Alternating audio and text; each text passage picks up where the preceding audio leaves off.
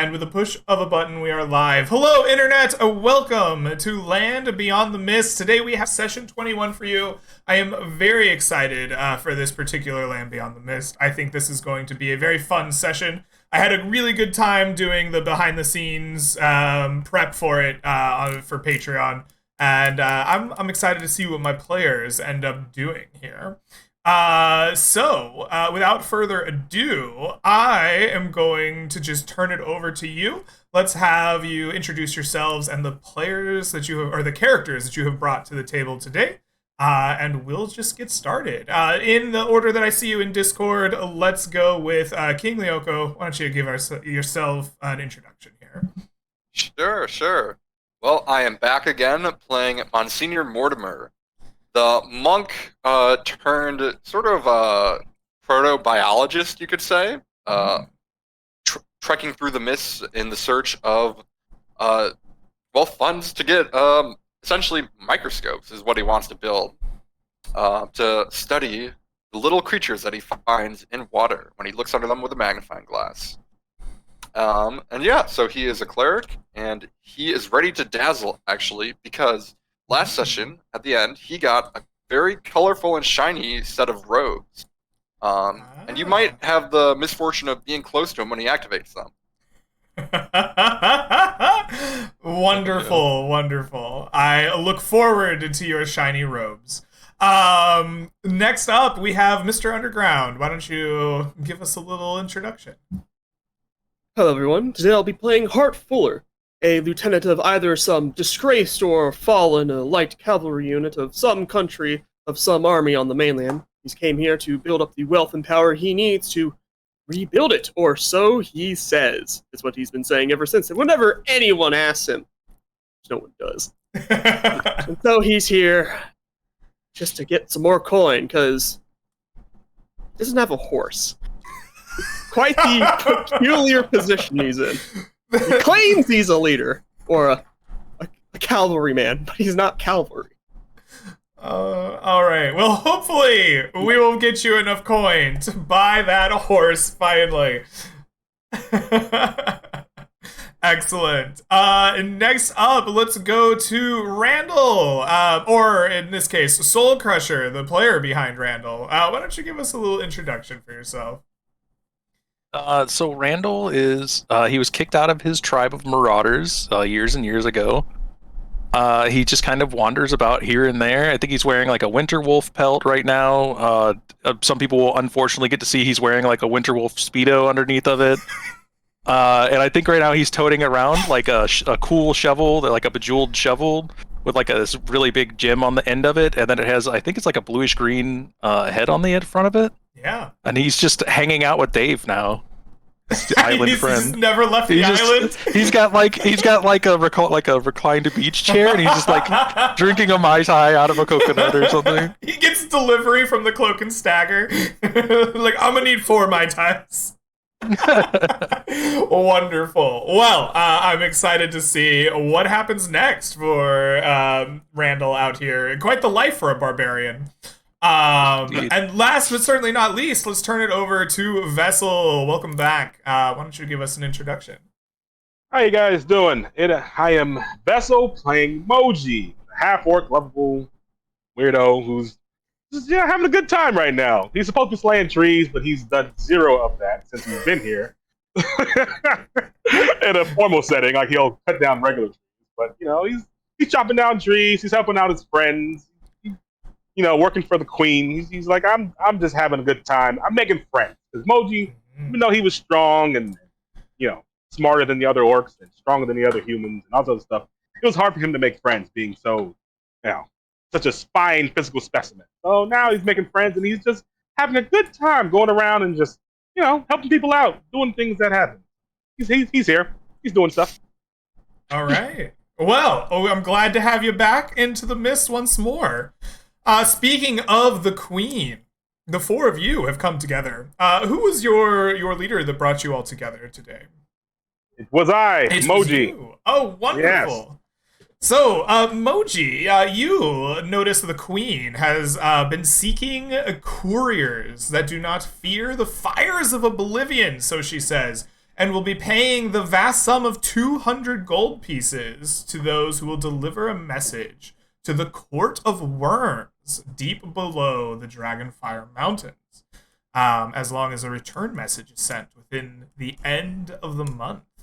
So, tell us a little bit about what draws you to such a request, and how did you get this motley crew together to aid you on your quest?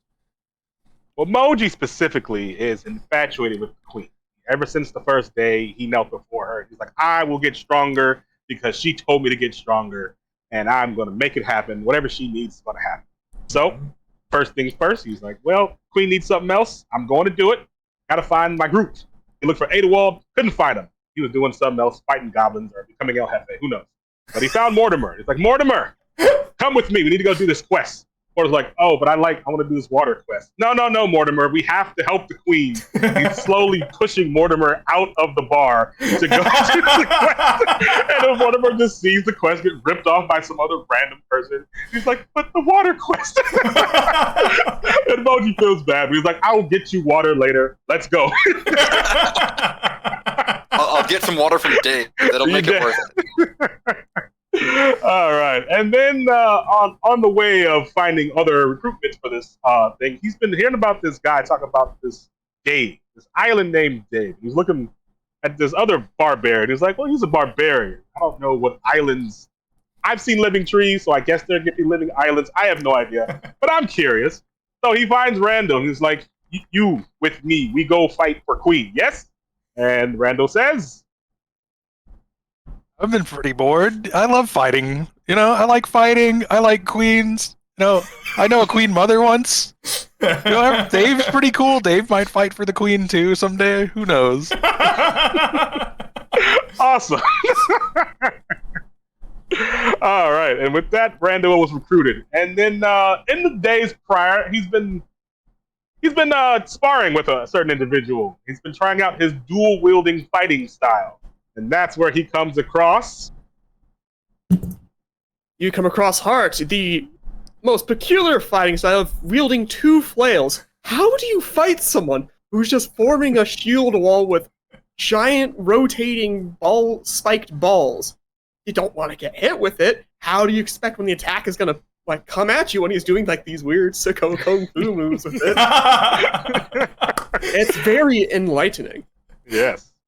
So with that, Moji's been trying out his two-handed fighting style with both his little hand axes and training with Hart. So this is his crew. He's ready to go. Perfect. He pushes Mortimer out the door. Finds Randall. He tells Hart to stop spinning the flails. We're going to get on the way. And that's when we set off to the town looking for what. All right. Well, my next question will be, but maybe you've answered it already. Is there any preparations in town that you'd like to make, or are you ready to just put rubber to the road and make it happen? And as Moji is, getting the crew ready, he's like, oh yeah, we go to library. We can read a book about the Dragonfire Mountains. So he goes to the library and figures out what's going on with that. You guys are free to join me. But also he's going to make a note to say if we should go see Davenport, because Davenport might have some ideas about this. So, okay. First things first, library, then Davenport. All right. You make your way to the tall tower inside the residential district of the city. The Arcanium Council's library is well known to the city members as a place of learning and of, strange and unknowable mysteries recorded down on paper. You will enter to find Rose Nix busily whiting away in some ledger detailing the library, but otherwise a fairly empty and quiet corridor of the tower. She will raise her head up, adorned in flowers as usual, fresh cut from somewhere outside, and a small smile crosses her face as she recognizes a few of you as, valuable members assisting the council here and there.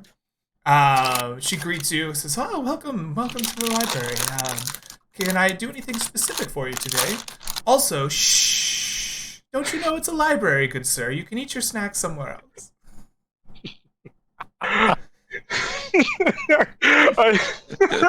Moji comes up and he's like, "Oh, hello, flower lady. Moji need to find book on Dragon Fire Worm Council. The mountain Oh. has a worm council. Moji needs to find it. Maybe fight a dragon. So he needs to figure out what's over in that area and help his friends traverse the lands." All right. She smiles and waits patiently for you to get that all out. Remind me, Moji, what is your reputation with the I'm at a Arcanium Council? plus 13. Oh, So- beautiful. All right. So, with 13 reputation, she is more than happy to point you in the direction of the library. She does, as she's walking, she's, okay, follow me. She's going to give you a nice place to get some books and a table and a desk and one of these cubby holes around the library for you and your party members. She asks you a question, though. You say that the Dragonfire Worm Council? Do you mean the Dragonfire Mountains, perhaps, or the mine, the Dragonfire mine that the Emberbeards run? We're going into the mountains, ma'am. Okay, the mountains it is. We need to find a council of worms? Oh. Or, sorry, the council of worms. Sorry. I Yes, believe let the me... term is court. Oh, court of worms. That's the one. That would be it. So, you seek the worms. Oh. Let me check to make sure that there are some books that may help you with that. I believe most of them are beneath the restricted section. They're in the restricted section? Indeed, Seems indeed. like it. Oh. But let me look. And she will leave the four of you in the library for a brief moment. And we'll begin looking. Is there anything around. behind the counter? Yes. Oh, no. What are you searching for if you wander off behind the counter? I don't know. Maybe there's a key to the restricted section. You start walking around the counter. No, I was just like peeking over. Just You peek over, you see multiple ledgers. Seems to be books due in and out on top, but also a ledger of magical supplies. The spell component shop is stocked here, and of course, Rose Nix is the keeper of that as well. You find some stray components, like boxed up as if ready to sell or be shipped out to various buyers. She seems to be in the process of inventorying the place. Tell me as you Is search. there anything? Sorry, go ahead. Highs or lows? Let's go highs. Oh. No. Whatever keys may have been there are not behind the counter as you look. That's all right. I specifically do not mess with the papers. I was just like peering over. Okay. Eventually, she will come back with a small selection of books. Most of them of like history of the Dragonfire mines, history of the Emberbeards, and she will leave them with you. She says, "I'm sorry, there really isn't much of a selection on the court themselves. They are, in fact, heavily restricted here in the Arcanium Council. But I hope that you can find what you're looking for in these. The history of the area does make some mention to them, and if you're searching for them, maybe you can find them this way." Cool. Thank you, lady. You very nice. We read. Aw, thank you. She pricks a little flower from her hair and just kind of like almost tosses it, but it floats gently and like lands in your like behind your ear, and then she walks off. I'm keeping it. Oh, wait, I have to give you something back. Oh, I have to give. You let me borrow this before, and I'll like pull out the moonlit sphere. oh, I had Just let me marked borrow? that down as already returned. I will take it. Yeah, now, though. I forgot. Sorry. Yes. Do you want this card back as well? The card. You gave me this tarot card before. Oh no, keep it on you. Okay. Thank you. And she pockets she doesn't pocket the blade. She moves to put it back where it belongs. I swear this was returned. Yeah. There's two of So, them. the four of you have a small selection of books. I will let each of you ask me one question about the Dragonfire Mines, the Dragonfire Mountains, the Emberbeards, the dwarven clan that calls them home, or basic information about the Court of Worms. If you ask me a question about the Court of Worms, I will count it as your question. And if it's something that I won't answer, I'll tell you, and it's like you burned it. It's just not in this set of books. I'd All like right. to ask first. What is the dangers surrounding the mountains? Surrounding the mountains, the dangers are very limited. They're the same dangers as the rest of the area. The cinder ruins are very close by, and there are, of course, the various denizens of the forests that surround it. Notably, of the mountain itself, you see some different creatures than you would in the forest, though no more or less dangerous. Things like harpies, things like peritons, things that like to swoop down from the rocky cliffs to hunt. All right, that's your question. Who's next? Me. Let me go, please. Go for All it. right. Is the Court of Worms located in the Dragonfire Mine or somewhere in the mountains? It is located beneath the mountains, deeper than the Dragonfire Mine. Okay, I got one. What do you need to gain passage under the mountain?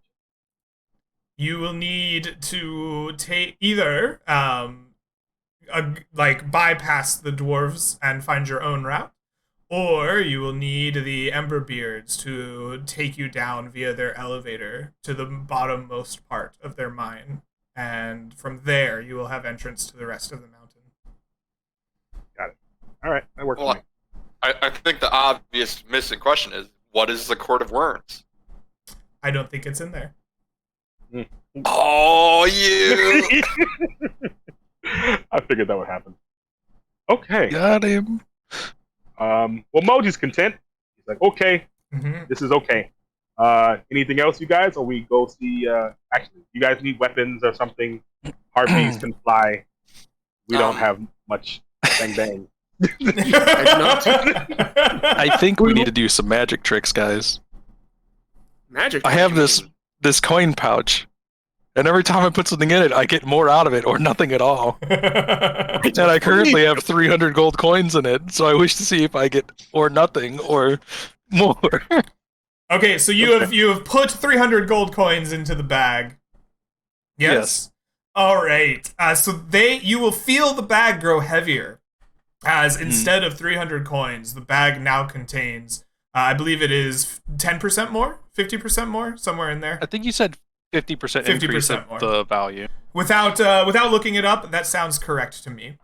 The 300 coins will turn into 450 inside the pouch. Whenever you try to pull something out of the bag of greed, the purse of greed, I think I called it.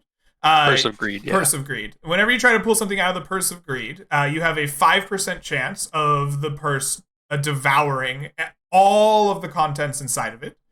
And I want you to mark every time you pull something out and are successful in not having it devoured, because your percent chance will grow by 5 until the contents are devoured. Now, Greg, is a coin counted as a single thing you pull out? Yep. Okay, guys, he Individually. just screwed you over. Well, you pull an amount out, so if Yes. you pull all of it out, it counts as one chime. Mhm. Right. Oh, okay. I'm not gonna I'm not gonna game the system and make Greg not want to put in cool items into the game. So I'm not gonna Okay. put in one and pull it out, put in one and pull it out, because that's stupid. So I thought but I that, would yeah. Anytime No, you're good. Anytime you remove something from the bag, and that could be a quantity of coin, it could be an item, it could be whatever you put inside. If you Okay. put in a potion of fire breath and try to pull them both out or one out, you roll the check whenever you remove something from the bag. So you can put non-money items? How does that work if you get plus 50%? If you put in a potion, you have a 50-50 chance of a potion duplicating. Oh, Oh. Okay. Oh, is that so? Yes. That was Oh. a hidden trait that I was waiting to spring on somebody, but you've asked enough questions that my like willingness to share cool things has spoiled it. So Okay. Well, Would you guys I'm sure I'll like lose for some me to stuff put here. one of my many potions into the bag, and then we can try to pull them out? yeah, but let me pull my money out first because I don't want to lose all of my money. Is it only whatever you try to pull out that you lose, or like you lose everything? Everything. everything You lose in the everything, bag. Everything. Yeah. Oh. What would you like me to roll? I will have you roll a d20. A 1 or lower will cause everything to be devoured. Well, we all know how my first roll in the d20 always goes. So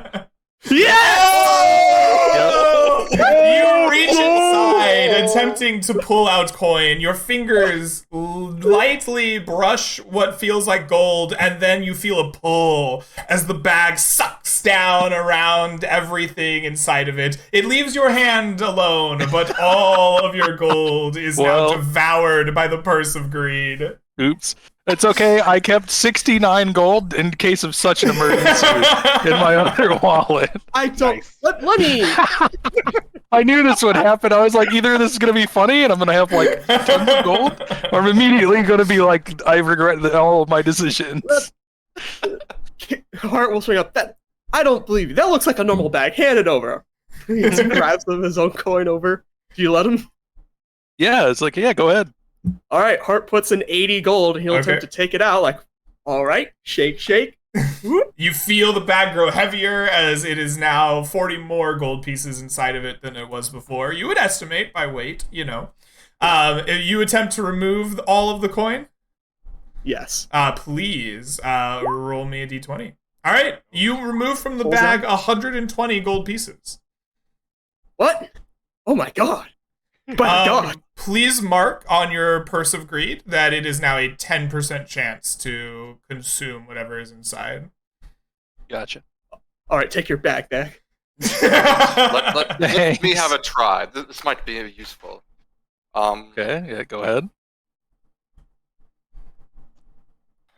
I would like to put in a potion of greater healing. Okay. You place inside the potion. Roll me a d100. 51 or higher, and you will have a second potion. No. No, there's just a potion of greater healing in the bag. It doesn't seem to duplicate inside of it. And now Alright, you have to well, roll to pull it out. I'll pull it out. All right, roll me a d20. A 2 or lower will devour the potion. You try. Your fingers grasp the glass vial, and the bag sucks down around your hand. You feel it disappear as the potion of greater healing is devoured to the ether. Why are you risking Ah, the potion? back to 5%, guys. Back to 5%. Moji looks at his party stupefied. Look, guys, it might work on weapons too. Does anyone want to put a weapon in? This is the greatest possible outcome for this bag. I'm so glad that this is how it Oh my- happened. This is the true final boss of the mist, actually.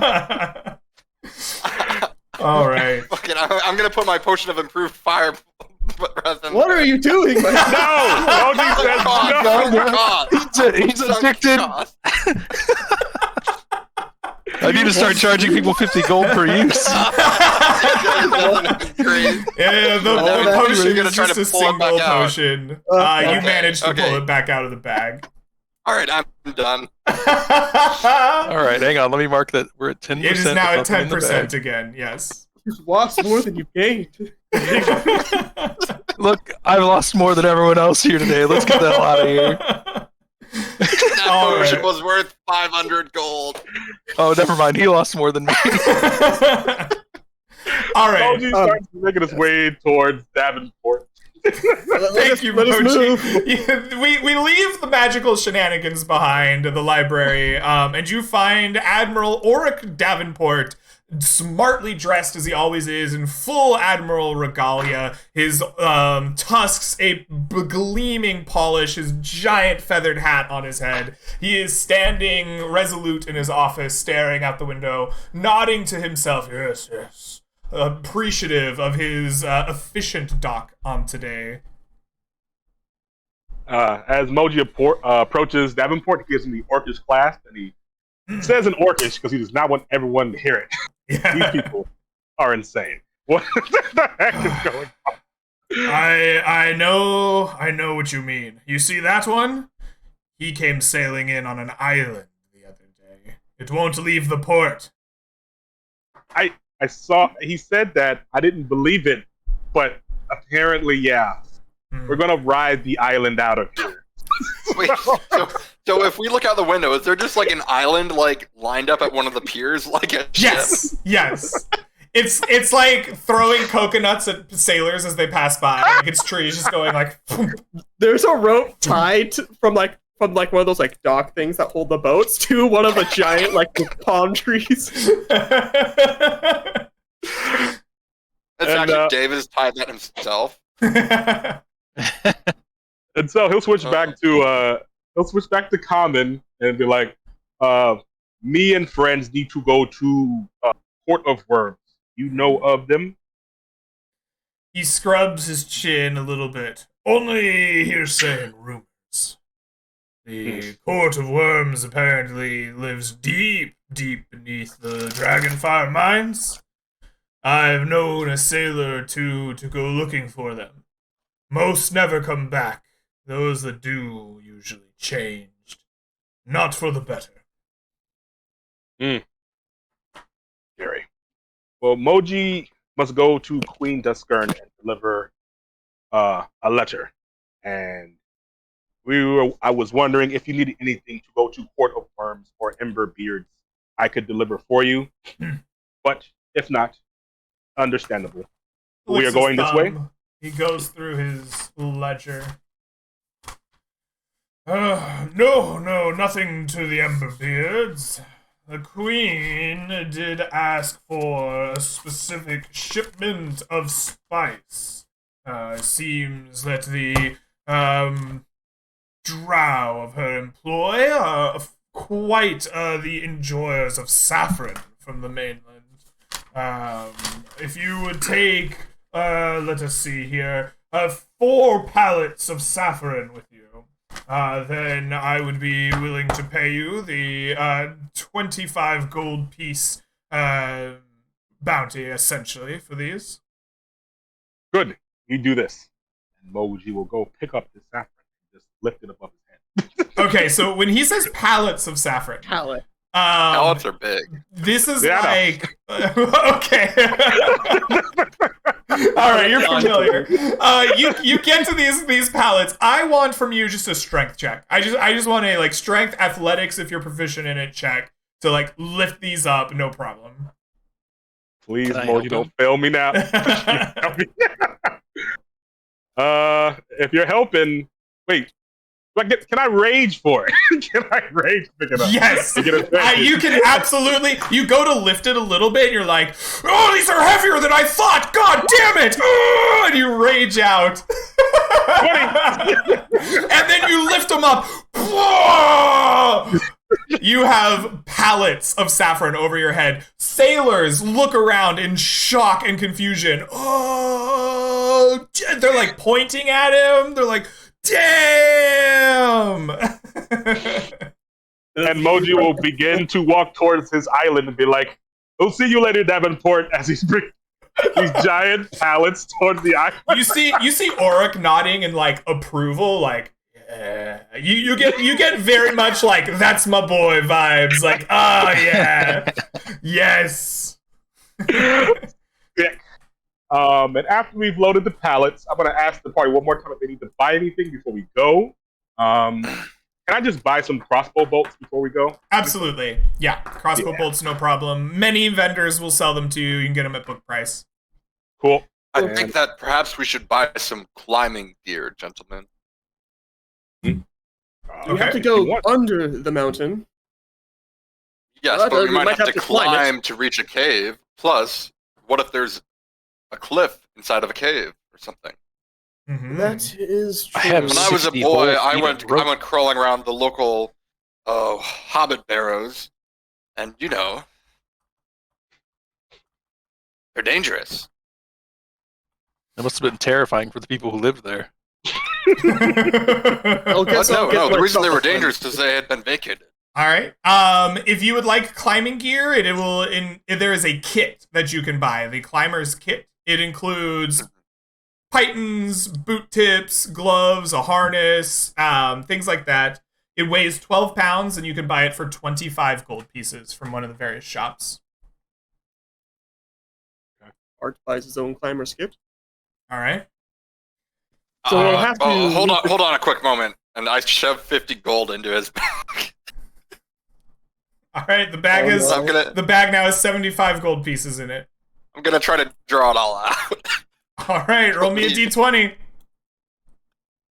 2 or less is bad. All right. You get 75 gold pieces. The bag now has a 15% chance of devouring. Thanks, Oh, as I no. withdraw my hand with a clump of gold from his pocket. What? I don't have pockets. What are you reaching into? I don't know, wherever you keep the bag. Oh no. Tell me it's not the Speedo. All right. You buy climbing gear. You've moved the pallets onto Dave. Dave is like realigning rocks on the island. They're like tumbling over as it like shifts around, and it's like, "Hello, did you bring a gift?" So before you head out, you are going to try to get Dave to sail you somewhere. You spend some time talking with Dave. Dave is like not that interested in leaving. There's fun things to do here and people, and he's not lonely anymore. In order to sail Dave wants each of you to bury something precious of yours on his island. Ooh. This wasn't a part of the sign up offer. All right. Cool. Okay. Moji's gonna bury one of his hardened leather armors. Okay. He was going to sell that, but he can't now. So, Moji, what is it about the hardened leather item that is precious to you? It was the first thing he got that he really liked on his adventures when he left with Mortimer and Idewald and name of man who died, who he can't remember. But first time he like felt like he was actually doing something and explored something like that in a group of people. So it's like kind of like a memento. He wanted to keep at least one and sell the other one. He gave one away, so he's going to keep at least one as a memento from his very first quest. So he cares about that. So he's going to drop one of these off and then give it to Dave. Very good. Yeah. You make a small hole, bury your leather armor in it. Dave gives you like the rocks just form a thumbs up. Like, ah. You have paid your passage to Dave. The rest of you, let's just go in camera order. King Lyoko, or not, Mortimer, Monsieur Mortimer. What do you bury that is precious to you? So Monsignor Mortimer will bury a potpourri mask that he bought during the very first session of this season, and was his something to protect him on his first adventure out in the mists. So it holds a lot of sentimental value. Okay. The potpourri mask. I remember it. Your first encounter with another believer of the micro monsters. Exactly. Okay. Heartfuller. What do you bury on the island that is precious to you? Hart looks like his own belongings, for he doesn't really have much of value on his person. He then looks to his 2 flails, his signature weapons, and he just looks to the rest of the party. He will take one of his flails, both of them branded with like his company's insignia, and then he'll just like place it down. Oh, very good. Your company flail, one of your last remaining That's two. memories. Yeah, one of two. Okay. And Randall, what do you bury that is precious to you? Rando will take a claw from his. He has like a necklace that has the claw of a yeti, the yeti that slew one of his companions on his very first quest, and he will bury that. It killed the Birdman. The Birdman. The poor Birdman. Yeah. All right. You all get a thumbs up from the island. Ah! And the rope tying itself to the dock gets like shaken off by the trees until the rope like snaps, and the island begins to take off, carrying the four of you and 3 pallets of saffron across the bay on a quest. You will be going across the bay towards the Queen Duskren of Shallow Rest. This is a long journey.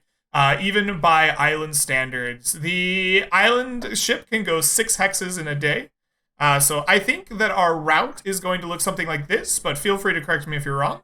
1, 2, 3, 4, 5, 6, 7, 8, 9, 10, 11, 12, 13, 14, 15, 16, 17, 18, 19, 20, 21 hexes to get to Shallow Rest. Sounds good to me. Okay. So the island itself, I will count just like sailing a ship. If you had purchased it yourself, it will move 6 hexes a day. So this is going to be just more than 3 days of travel on the ocean. I'm going to discount the provisioner here. As we know, Dave the Island looks something like this. He is a island. Oh, hold on. Why didn't that work? Yeah, like what? Like this. Huh? There we go. Nice. He is an island that has a nice little well in the center of it of crystal clear blue water, the most perfect kind you could drink. He has 2 large coconut trees on them, a soft sandy beach, and there's also now 3 crates. No, not crates. Pallets of saffron that are stuck in one corner of the island. You spend your days eating from the coconuts, drinking from the water of the well. You are satiated, and one of you will not need to be the provisioner. Which one of you would not like to have or would request to sit out the travel roles? Well, Hart was going to be the provisioner of the group. Means he has nothing to do. Okay. Hart, Do you want something to do? You get a nice relaxing time on the island.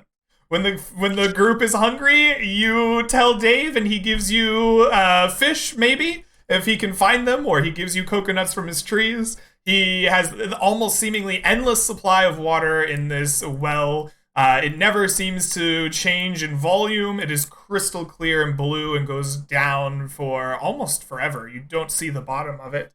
And you have a nice, lazy time. For the rest of you, you are sailing across the ocean on the back of Dave. What I need to know is which of the 3 of you will be taking our guide, scout, and lookout roles.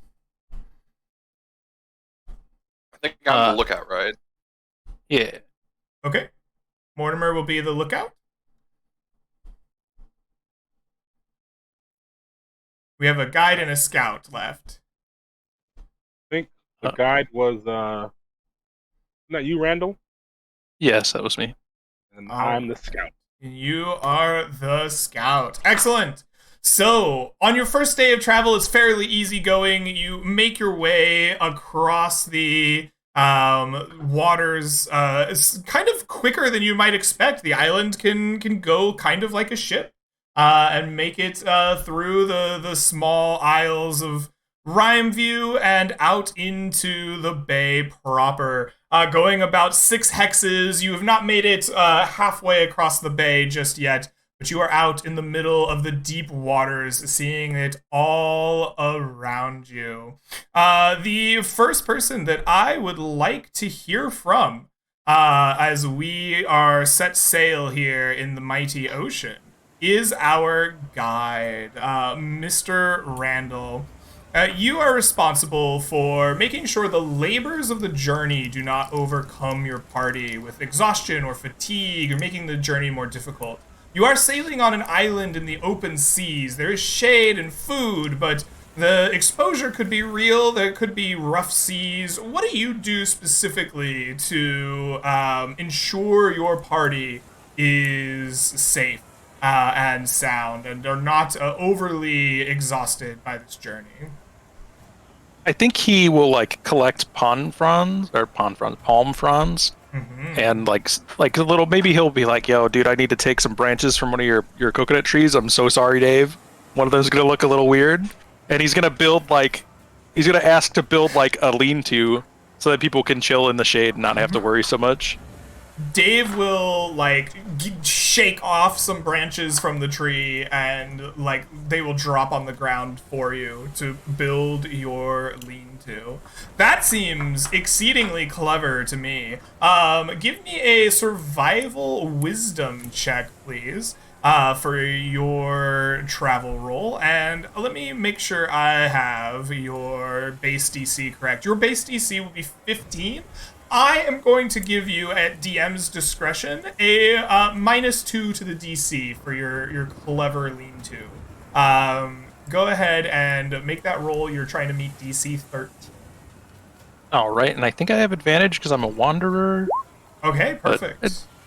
We get it either way. Perfect. You get it. Please mark inspiration as you have successfully guided the journey, making sure that people have shade, people have food and water, the rough seas do not get to them.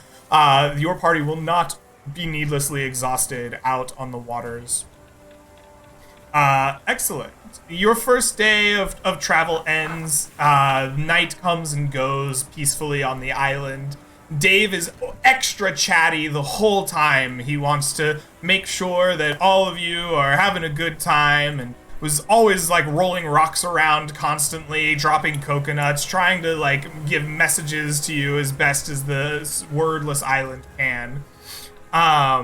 But small talk aside, the next day continues as you are sailing out to sea once more.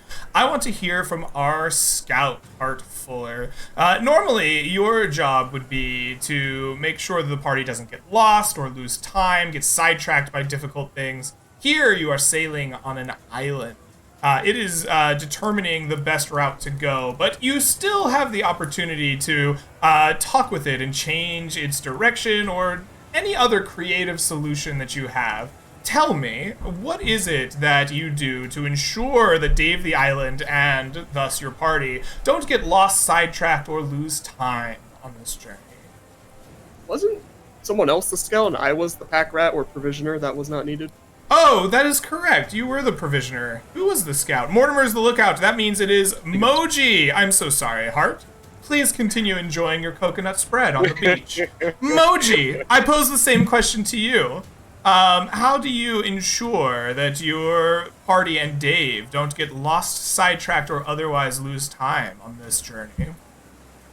I think Moji, since he's more used to being on land, he's being hyper vigilant and always looking out for like crazy things that don't make sense. Like he's walked the path to Queen Duskern, so he's kind of keeping an eye on where the land is, making sure he's going copacetic with that. And then he'll pick up rocks every once in a while and throw them in the water if he sees something that looks dangerous. Like, that could be a kraken. Because he heard about a kraken. What is the kraken? He'll see a group of sharks and throw it at the group of sharks. He's like, I don't want anything coming near. All right. I think that is awesome. I want you to give me... I think this is about vigilance, right? This seems like you're just being extra vigilant. Give me a perception wisdom check. Your base DC for your role as the scout is going to be 12. Got it. And this is at advantage, right? Are you an outlander? No, I thought it's because we're sailing, but no. Okay. Oh, you are sailing. Yes, Mhm. you are sailing. All of your checks are at advantage. Correct. So, That is a success. Please mark inspiration as you and Dave have a lovely time. It joins you throwing coconuts into the water, giving you thumbs up with the rocks, and sails along, not getting lost or otherwise distracted. Late in that day, I want to check in with Mortimer, our lookout. Mortimer, this job isn't changed over much being at sea. You're still looking for threats, making sure the dangers of the mist don't surprise or otherwise ambush your party. You're also looking for discoveries along the way. Tell me, or describe to me, rather, your efforts to be on lookout and to make sure your party isn't ambushed. Sure. So actually, I think that the role has changed a bit, specifically okay. because Mortimer realizes that, if there's a threat, it's most likely going to come either from the air, which we would all hopefully be able to see, or from the sea, in which case, how are you going to see something underwater in the middle of the ocean when you're above water? However, we have an island that has, for somehow, senses that extend beyond it, and it seems fairly capable of knowing what and who is around. So I think Mortimer wants to try to, be in constant contact and sort of communicate with David and try to understand what his senses are, what his capabilities are, and sort of use that line of communication to keep track of anything that may be a threat underwater. And yeah, I think that's his main route. Okay, excellent. You are communicating with Dave. This seems to me to be charisma based for sure. Is there a skill you think that you might have proficiency in that would benefit this role, or shall we just roll charisma? Animal handling? Dave I don't isn't know. really an animal, no. Yeah, that's the thing. I'm not sure what sort of Okay. I think you're persuading the island, maybe right? Perception with charisma? Perception, charisma. Okay, I will buy perception. You are essentially trying to use the island's senses to replace your own. Yeah, give me a perception charisma roll for me. And your base DC as you travel these lands as the lookout is going to be 12 as well. So, let's see here. Unfortunately, perception is his worst skill. Well, So, it's going to be let's see, there's- perception charisma. Yeah. Go ahead and roll at advantage. You are sailing. Oh, I crit. perfect. You are keeping a sharp eye out for all threats and dangers. Please mark inspiration for your savage level of looking out. During this time, as you sail across the seas, you begin to hear something very interesting before it really begins to affect you or the party. It is a soft, melodic song that floats over the waves. It is almost a whisper in your ears, but even as such, you begin to feel a draw to it, an almost enrapturement. And this sends tingles down the back of your spine. You sense it immediately to be unnatural. What do you do as you hear this? I think my character's gonna shout. Well, would he have heard of recent adventures in the so-and-so Isles? Absolutely. Alright, well, having heard of something like this, he's gonna shout to the rest of the party, Siren! And, he's gonna dive to, bury his head in the sand. All right. You dive and bury your head in the sand to block out the siren's call. The rest of the party, you hear him shout out, "Sirens!" And he begins digging sand around his head. What do you do? I rush to the well and dunk my head in it. Beautiful! You dunk your head in Dave's well, drowning out the sound of the sirens. Moji's Randall goes. Oh, go ahead. Oh, sorry, man. Go ahead. Oh, go ahead. Randall just goes, "Oh shit, not again!" And he immediately grabs like 2 coconut halves and just clamps them over his ears. Beautiful! You use coconuts to drown out the sirens. Moji follows Randall's lead because he's the smartest one in the party and puts some coconuts on his ears. Excellent. You two clamp coconuts over your head while the rest of the party is seemingly fine from these precautions.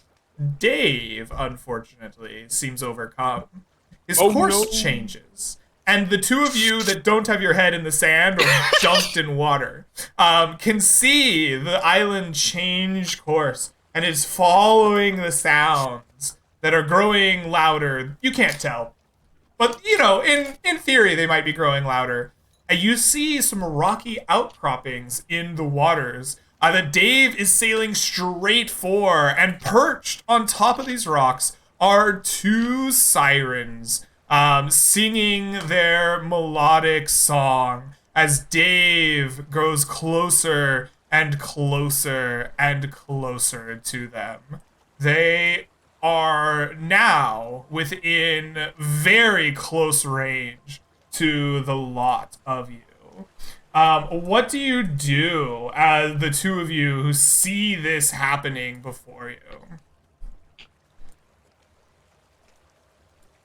Moji's gonna. Oh, dang it! All right. Moji's gonna go to his javelin. And he's gonna get as close as he can to the area, because he knows his boys aren't the bravest sometimes. He's okay with that. He's learned. And just when they get close enough, like within 20 feet, he's gonna chuck it at them and rage. All right. The island keeps coming and closing in. You can get within 20 feet of them. I think it might be easier to get within 20 feet of this one.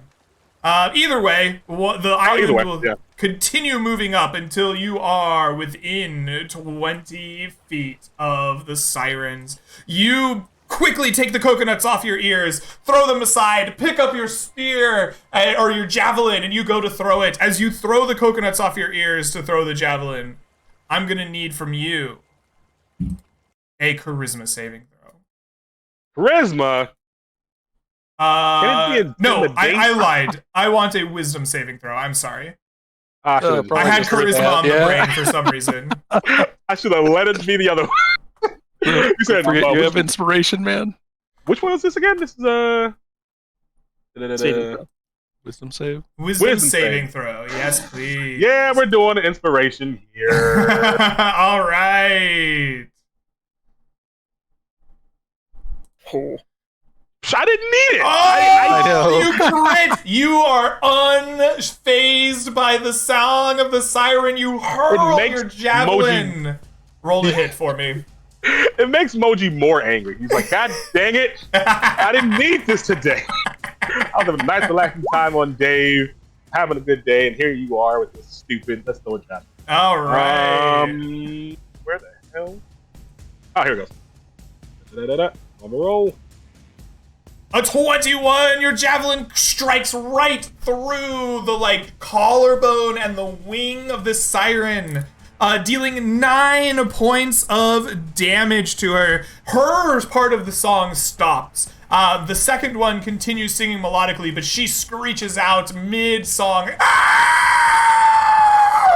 and with that, you pull your heads up out of the sand and the water. You see what's going on, and I want all of you to roll me initiative. Initiative. I see the ones are continuing. Perfect.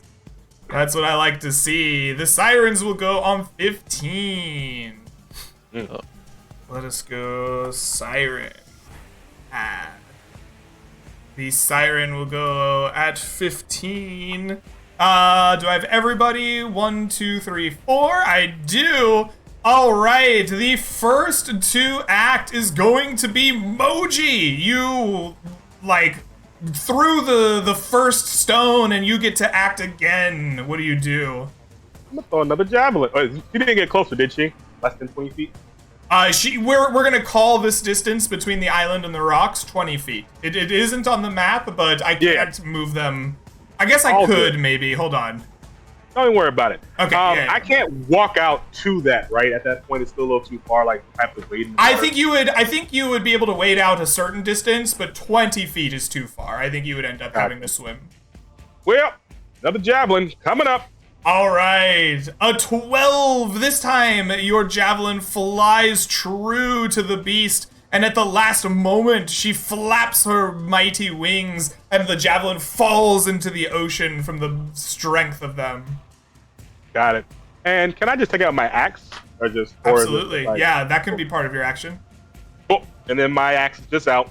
And I'm like, I should have gave the other hand axe to Hart. He'll be fine. He'll live. All right. These sirens go. One of them will continue singing its song. It sings and sings. Each creature within 120 feet that can hear it, please make me a wisdom saving throw. Am I immune because I heard it? I did the thing already, or is it like? You become immune on a success. Yes, you are immune. Everyone else, please make me that saving throw. All right. 22 and 11. Okay. I will use my inspiration here. You will use your inspiration. Same as last time! Randall and Hart, Fuck this you game. are charmed by this song. You feel it worming into your brain. Mortimer, you successfully save. You shake off the charm of the song. On your actions, you may repeat the save at the end of your turn if the siren or yourself have taken damage during the round. And you will spend your turn moving towards the source of the song at your speed. The second one, though, screeches out a roar and flies towards the offending Mr. Moji. It is going to rake out with its claws, trying to slash at you. It will do so with a D20 plus 5. Moji wants her. Well, it didn't work. You stick your armor out, trying to let her hit you, and she claws at it. Sparks fly from the armor and the claws, but they do not ignite. She then is going to lunge forward to bite at you. With a 17, will that hit you, Moji? I believe it will. And then Okay. she's gonna have to take one of these bad boys. All right. Wow. Bam! She will take 4 points of lightning damage as your armor cracks. A lightning strike into her. She will roll to save for half. Which she fails to do, taking 4 more points of lightning damage. But she will bite you for 12 points of damage. She sinks her fangs deep into you. And she drinks of your blood. Randall, it is your turn. Please move your full movement towards the source of the song, which is way up here. Yeah. Quick question, Greg. Does she heal off of that hit? She would if, no, she would if you were charmed by her. She does not. Okay, she cool. just bites you. She's Good, also not at full health, so that did matter. Mm-hmm. Okay. Randall, you nor the source of your charm have taken damage this turn. You do not save. Hart, it is your turn. You are charmed. Please move your full movement towards the source of your charm. 30 feet. Yes, you or the creature have not been wounded. You will not save. Mortimer, you have shaken off the charm. You see your teammates moving their movement towards the creature, almost as if in a trance. What do you do? You're muted. You're muted. I was saying, as I wipe the sand off of my face, I cast blindness, deafness on Randall. Oh. Deafness specifically. Oh, I like that a lot. Randall, your mind, you're deafened to the sound of the song. Make me a wisdom saving throw at advantage. I like failing these. Okay. The exact same rolls I already did. You're deafened to God the damn it. song. Until the end of her next round, you are still charmed. At the end of her next round, your charm will end. Thank you. All right. Your mercy. Noted. Moji, it is your turn. What do you do?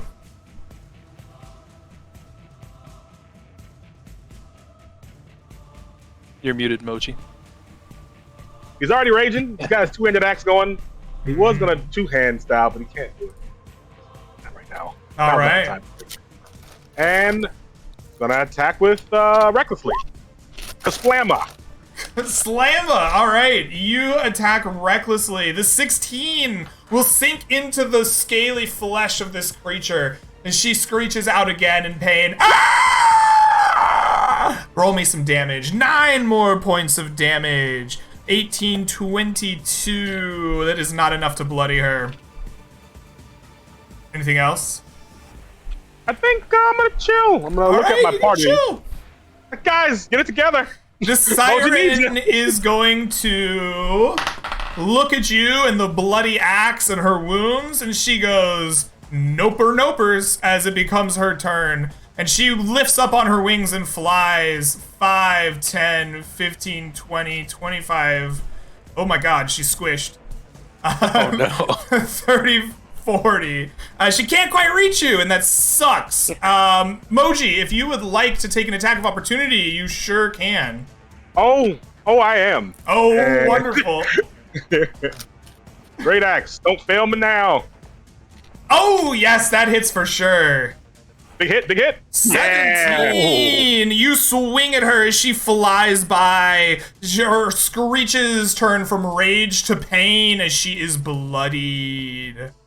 The second one is gonna keep singing. It doesn't know that blindness deafness has been cast. It continues singing, continuing its charm effects.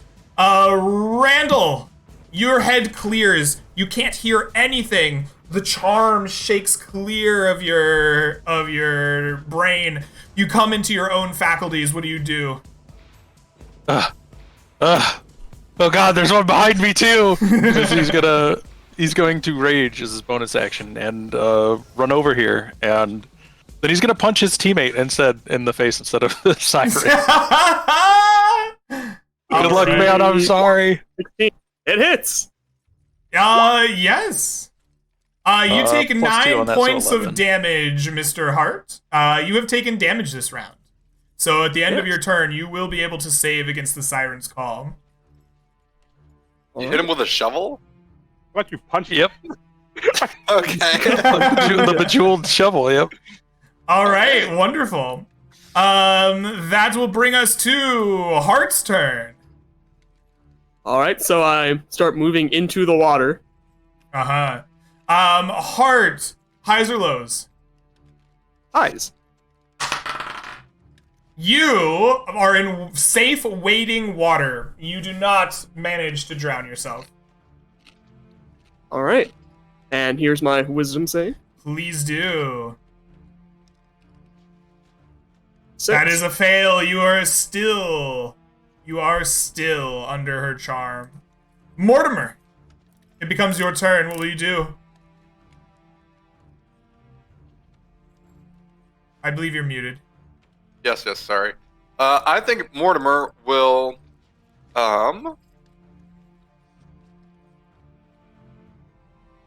Mortimer is going to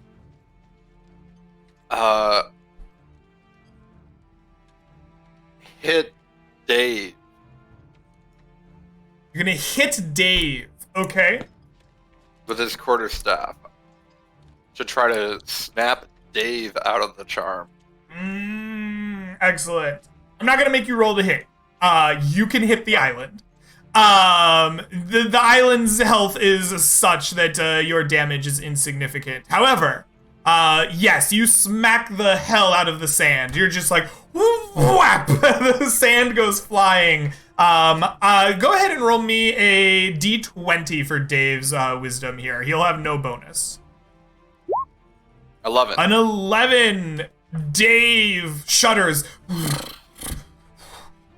The island is free of the curse, of the charm.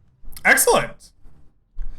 With that, your turn ends, and it is Moji once more. The creature flew past you as you bloodied it, looking to attack your teammates. What do? I'll yell to Dave first. Dave, go save Hart as I run up here. Make sure I got this. What? That's not the button I was pushing. 1, 2, 3, 4, 5, and 6. Am I next one? I am, right? You are, yes. That would be a connecting square there. Gotcha.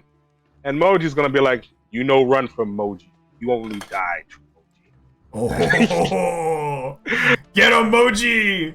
Advantage, reckless. Let's go. Oh, that hits. Big damage numbers. 15. 15. Oh my. You will bring them to death's door, but they do not die. And then I'll yell at my group, guys, help Hart. He is going to die. And I'll end my turn. The sirens would go next, but the island goes. You shouted for it to help you. It uses its legendary action. Vines race out of the trees and snatch at one Heart Fuller. They will make a touch attack against you.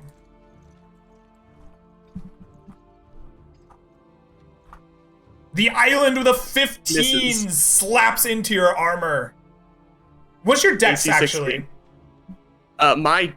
My dex is +2. +2, so 12 total for touch AC. It grabs your armor, and we will drag you physically 15 feet in from the shoreline. Oops, that's not you.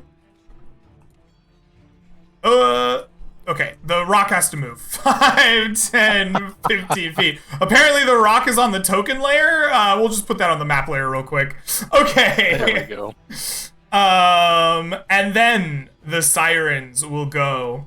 This first siren here is surrounded now by 2 people. It looks to either side and lifts up its chin and gives a mighty screech. Ah! Each of you, make me Constitution saving throws. I will not do such thing as I am deaf. You are deafened. Don't make a Constitution saving throw. Moji, make me a Constitution saving throw. That is a 14. You succeed. Please take half of 6 points of thunder damage as the screech of the siren has struck your eardrums. You successfully save. You will not be confused this turn. So I take half of that, and I'm raging, so I'll take half of that. That make it 1? Half would be 3, half of 3 is 1. Yes, please take 1 damage. Nice. And then she will also take some damage back for this, because she has angered the Moji. Read to me the description of your Wrath of the Thunder armor, whatever it's called. I forget the exact name. Attacking creature up to 30 feet away, take damage. Attacking creatures. Yeah. Yeah, I would say a screech attack is an attack. Absolutely, roll it to me. Your the rage won't count, but the 7 count, no. the 7 for sure will count. She will attempt to save as a bolt of lightning arcs off of you in response to this magic. And she fails, taking 7 more points of damage. Greg has to do quick maths. 9, 18, and 15 is 30, 40, no, 33. And 9 is 42. And 17 is 59. 66 is enough. The creature dies as the lightning arcs off of your armor, striking it in the chest and frying the siren. Randall, it is your turn. Randall will walk up and attempt to grapple his comrade to make him have no move speed. Ooh, okay, absolutely. Yeah. How do we rule that? Give me an athletics contest between the two of you. All right, I have advantage because I'm mad. All right. Ooh, you find that Hart is particularly difficult to pin down, even with the assistance from Dave. He's animated by this song, but you grab onto him and halt his progress. He will not move this turn. Hart, you are bound in place. I'm going to claim that you have taken some form of damage. You've essentially been attacked twice. You didn't take damage, but I'm going to let you make a save here against this spell. Sure thing, Greg. Here we go. Whoop. No, you continue to be charmed by the siren song. Mortimer, it is your turn. What will you do? Yes, Mortimer is going to break out the guiding Kamehameha. Oh. And he's going to do it, I think. Yeah, why not? Let's splurge a little. He'll do it at 2nd level. Sorry. So that's 14 to hit. 14 will not hit as your bolt goes flying at the creature. She like wraps her wings around herself and like bats away the magic, the scales of her wings shining brilliantly as she does so. All right. Well, I guess, yeah, that'll be his turn. All right. At the end of the round, the island will throw coconuts at the creature.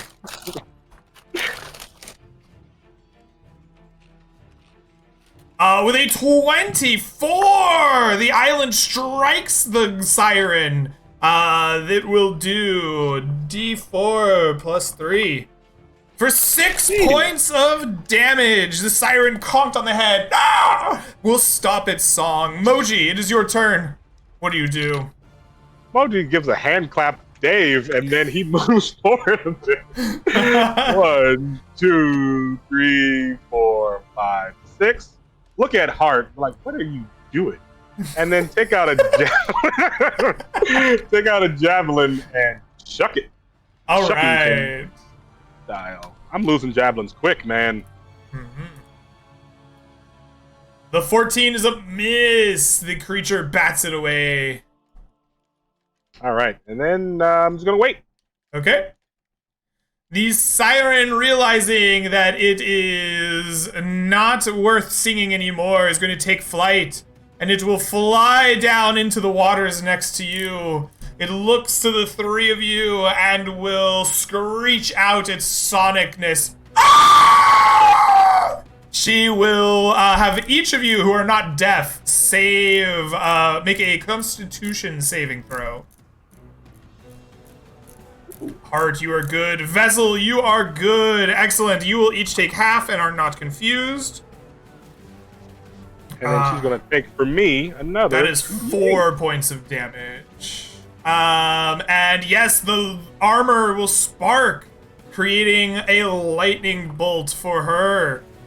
She is going to succeed on that saving throw and take half. Nice. All right. Randall, it is your turn. What do you do? Randall will let go of his companion and instead try to kill this thing that is now in front of him. Just get away from my friends! This one. Oh. The treasure hunter's shovel will not penetrate her sparkly hide. But I have another attack. I don't know if you've seen this one yet. Bonus action.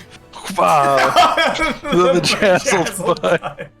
Okay, you strike her with a 16. The bejazzled butt hits for 11 points of damage. All right. Heart, you spend your turn grappled, unable to move forward.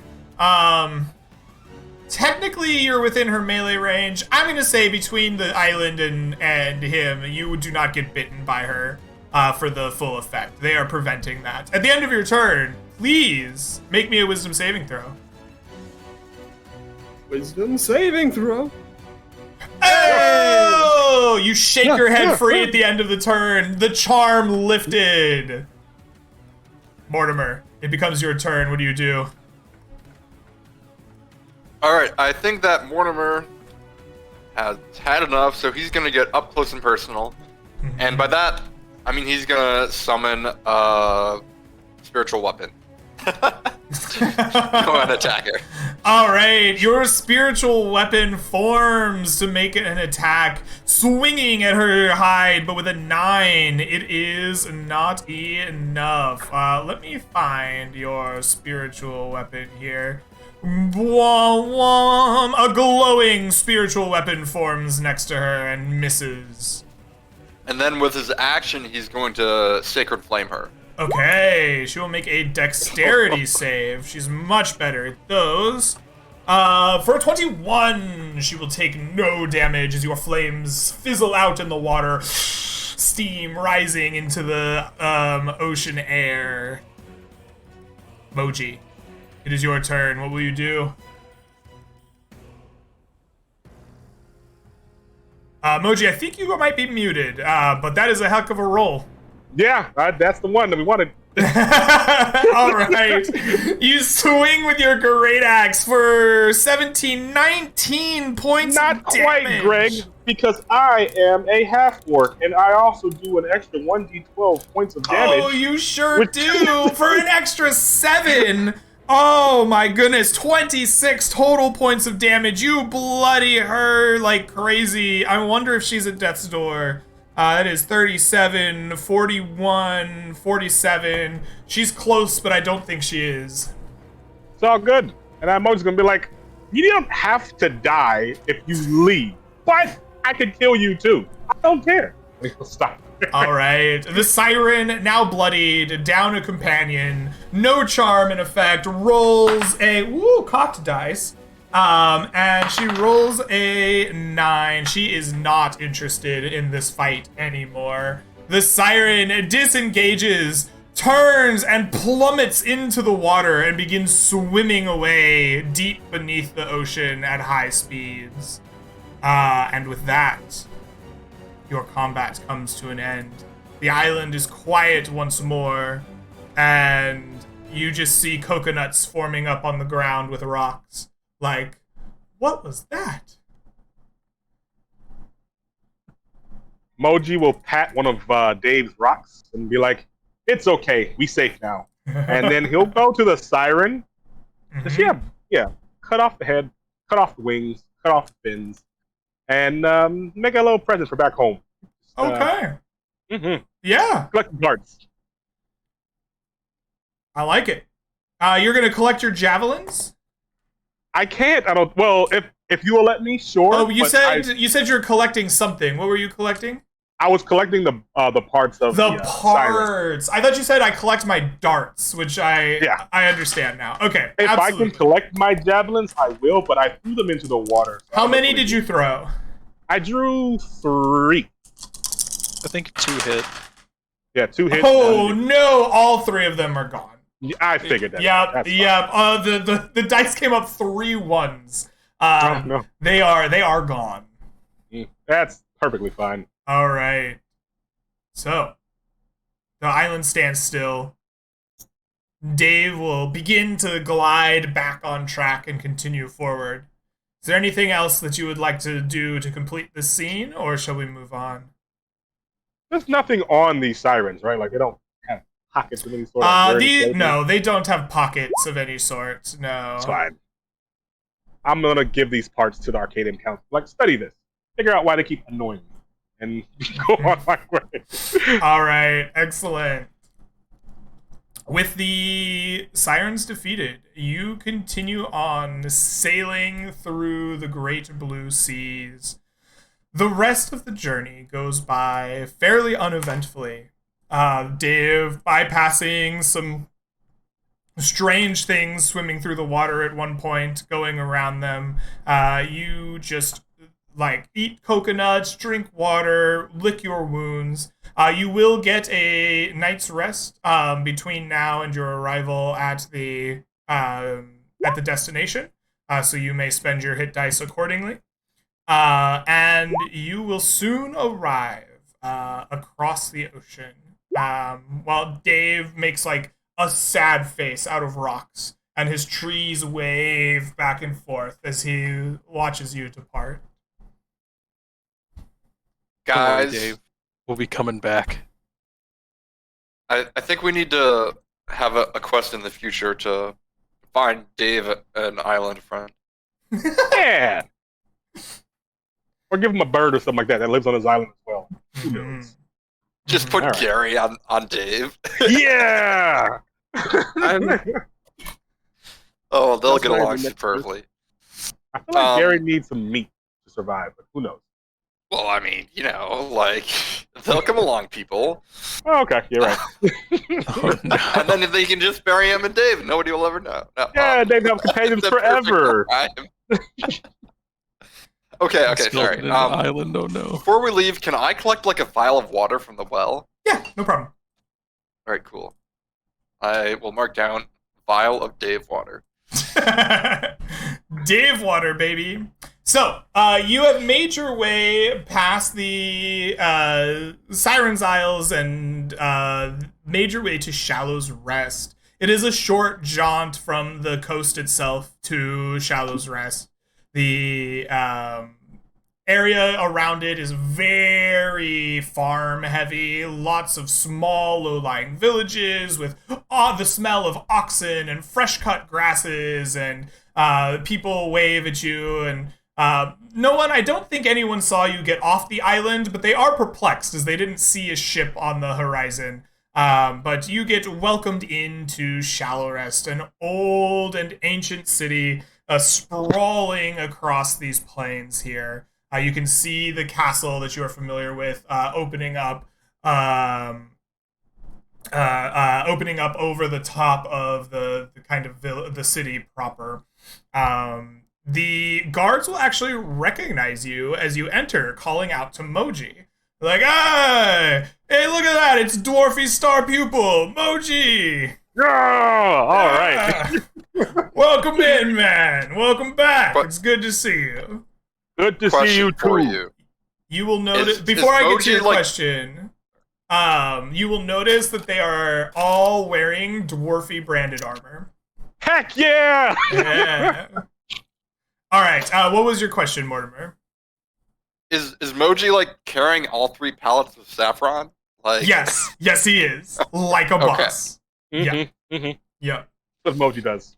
That's what Moji does. Yeah. You get led through the city by your guards to the palace as you are carrying these pallets of saffron. You are met by like a team of hands with like multiple draft horses that like ask you to put these down so they can tie them up and get them like you know they don't go to the palace proper. They got to go around the back where there's a storage, and so like a team of like 10 like palace hands and their draft horses like move what Moji was moving, and you all are escorted up into the palace at Moji's request to meet with Queen Duskrin.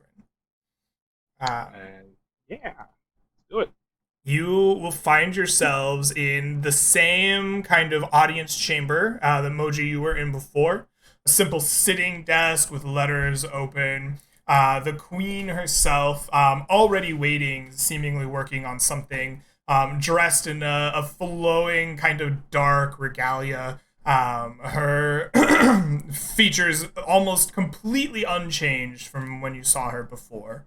Almost as if she was cut from stone, but in a beautiful statuesque way. She looks to the four of you and smiles, and says, I had heard attendants had found my notice and were coming to see me. I will ask of you a great deal. I hope that you are ready for your journey. Moji is always ready to assist Queen. I have brought friends. We can do this. Good, good. I ask of you to deliver for me a message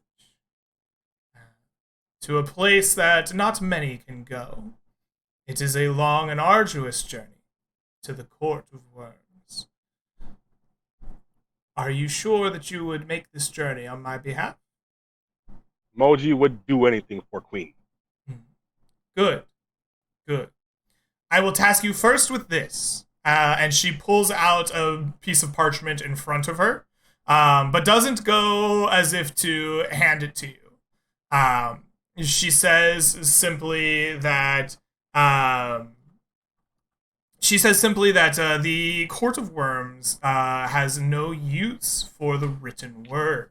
All deals must be done orally. And she says, remember well these words. God dang it. And she looks to her notes, and she says, I, Queen Chadra Duskrin, request you exert your influence over Cragmore to determine the properties of the crown. In exchange, I offer you my first, as is the old tradition.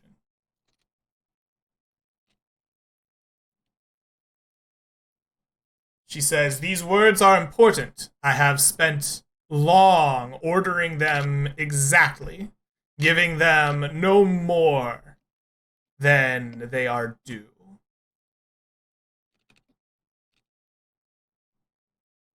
Can we get another quick one of those? Just to make sure I got it right. Yes, I will repeat them as much as you need. I, Queen Chadra Duskrin, request that you exert your influence over Cragmore to determine the properties of the crown.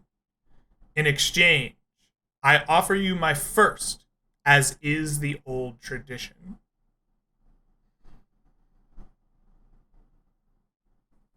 I believe I'll remember that.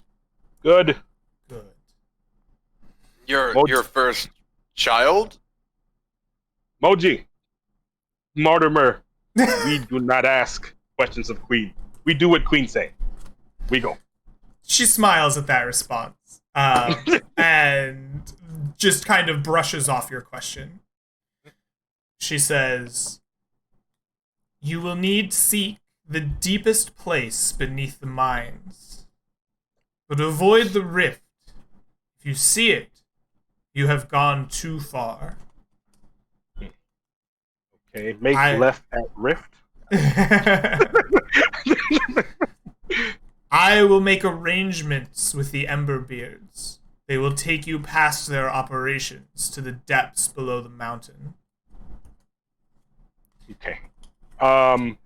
Is there something we should not do or do when meeting Emberbeards? I have made the preparations. Your actions will reflect only on yourselves.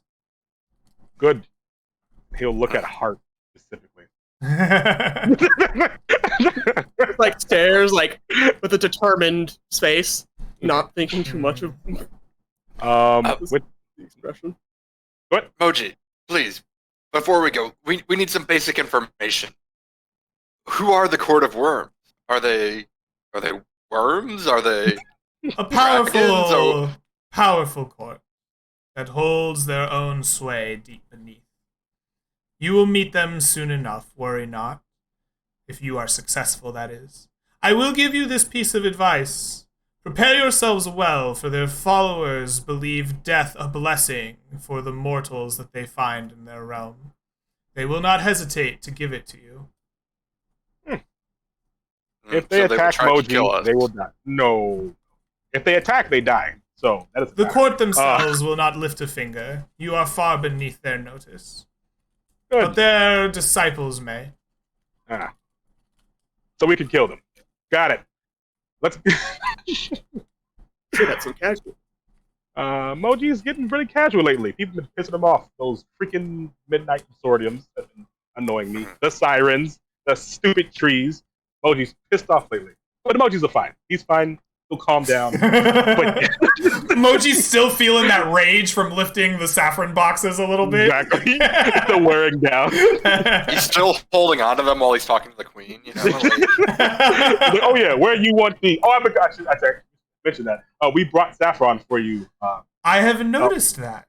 I Okay. appreciate you bringing it personally, though I assure you what I request of you now is far more important than some spice. But my court itself will thank you, I am sure. They are an interesting lot. Indeed. Well, if there's anything else Moji can do for Queen, let me know. If friends have any last questions that don't involve personal things, we will go and meet. Oh, we shall go meet Dwarfies. Good friend of Moji. I look forward to that. Yes, he'll bow before the Queen and then take his. I wish you all luck. Return with my message within a month. Return with their answer within a month, and I shall see you rewarded. Got it. All right.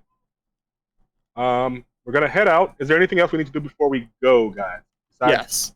Yeah, I was gonna say we should see Dwarfy about your situation. Yes. And, Hart needs to quickly visit a weapons shop in town. He's Oh. looking to buy a dwarven mattock, or in the more common tongue, a war pick. Oh, yeah. Moji knows just the guy for you. Just the guy. Absolutely. Yeah, as you approach, you will see that Dwarfy's smithery is quite the booming trade. He seems to have expanded since you last met him into a neighboring building.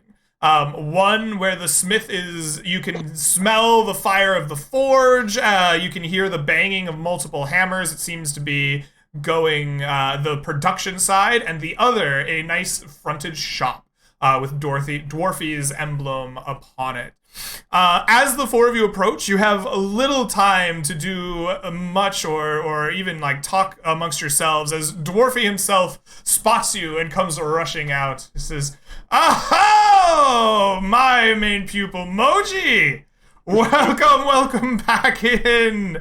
Ah, yes, I am so very pleased to see you again. You, sir, have been advertising me well." Moji does what is tasked of him, and Moji thanks you. Axe has saved many lives and killed many lives, but overall, lives. Balance.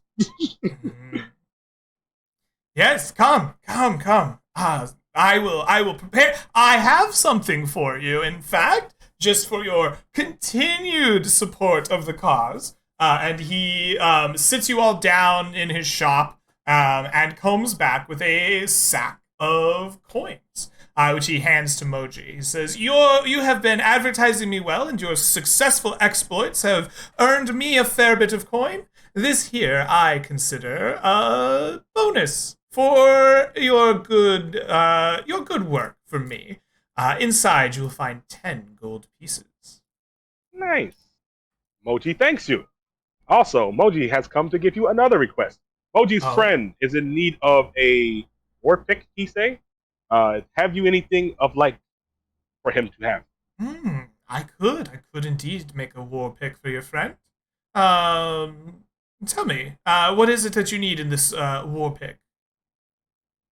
Mattock, mainly for piercing armor. Any typical one would do, but I don't mind the quality, of course.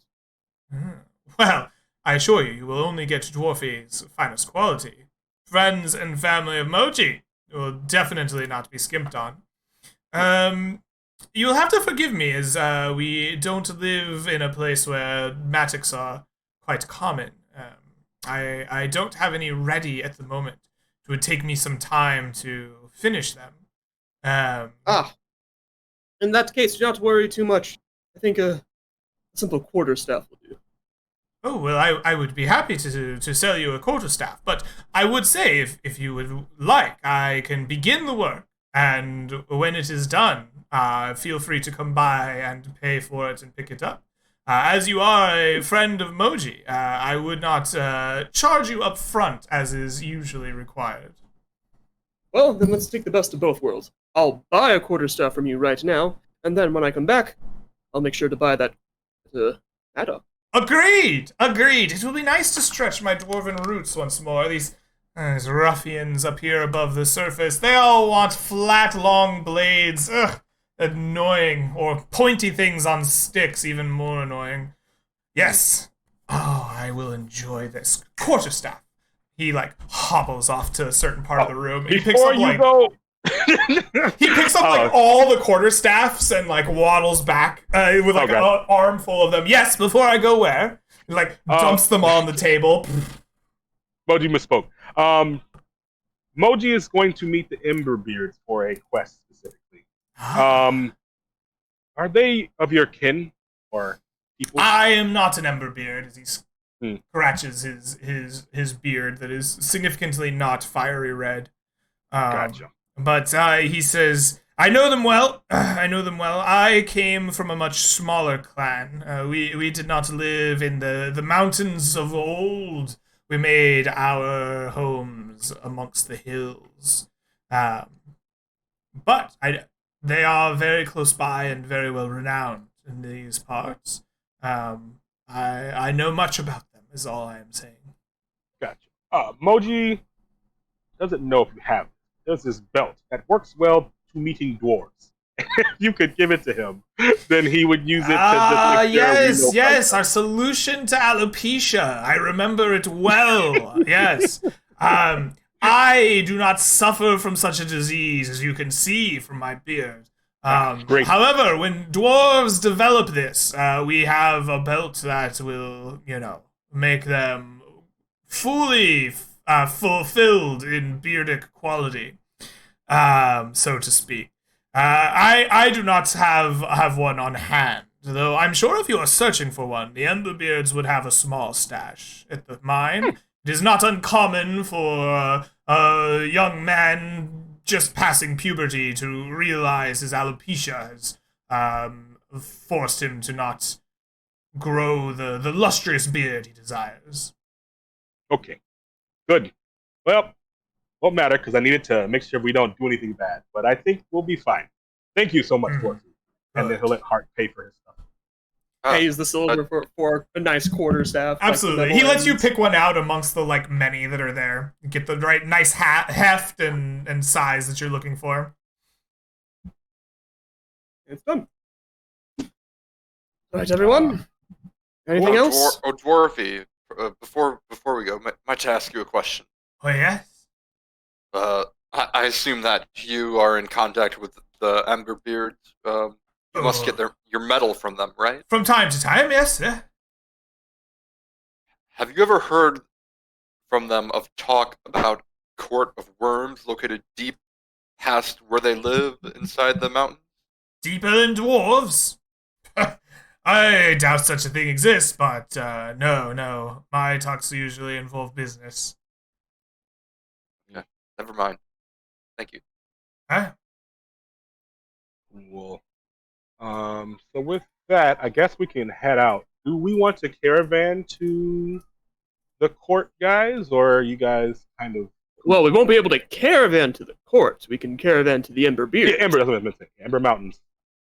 So is our destination the Dragonfire Mine? Yes, indeed, it is. That's where they live.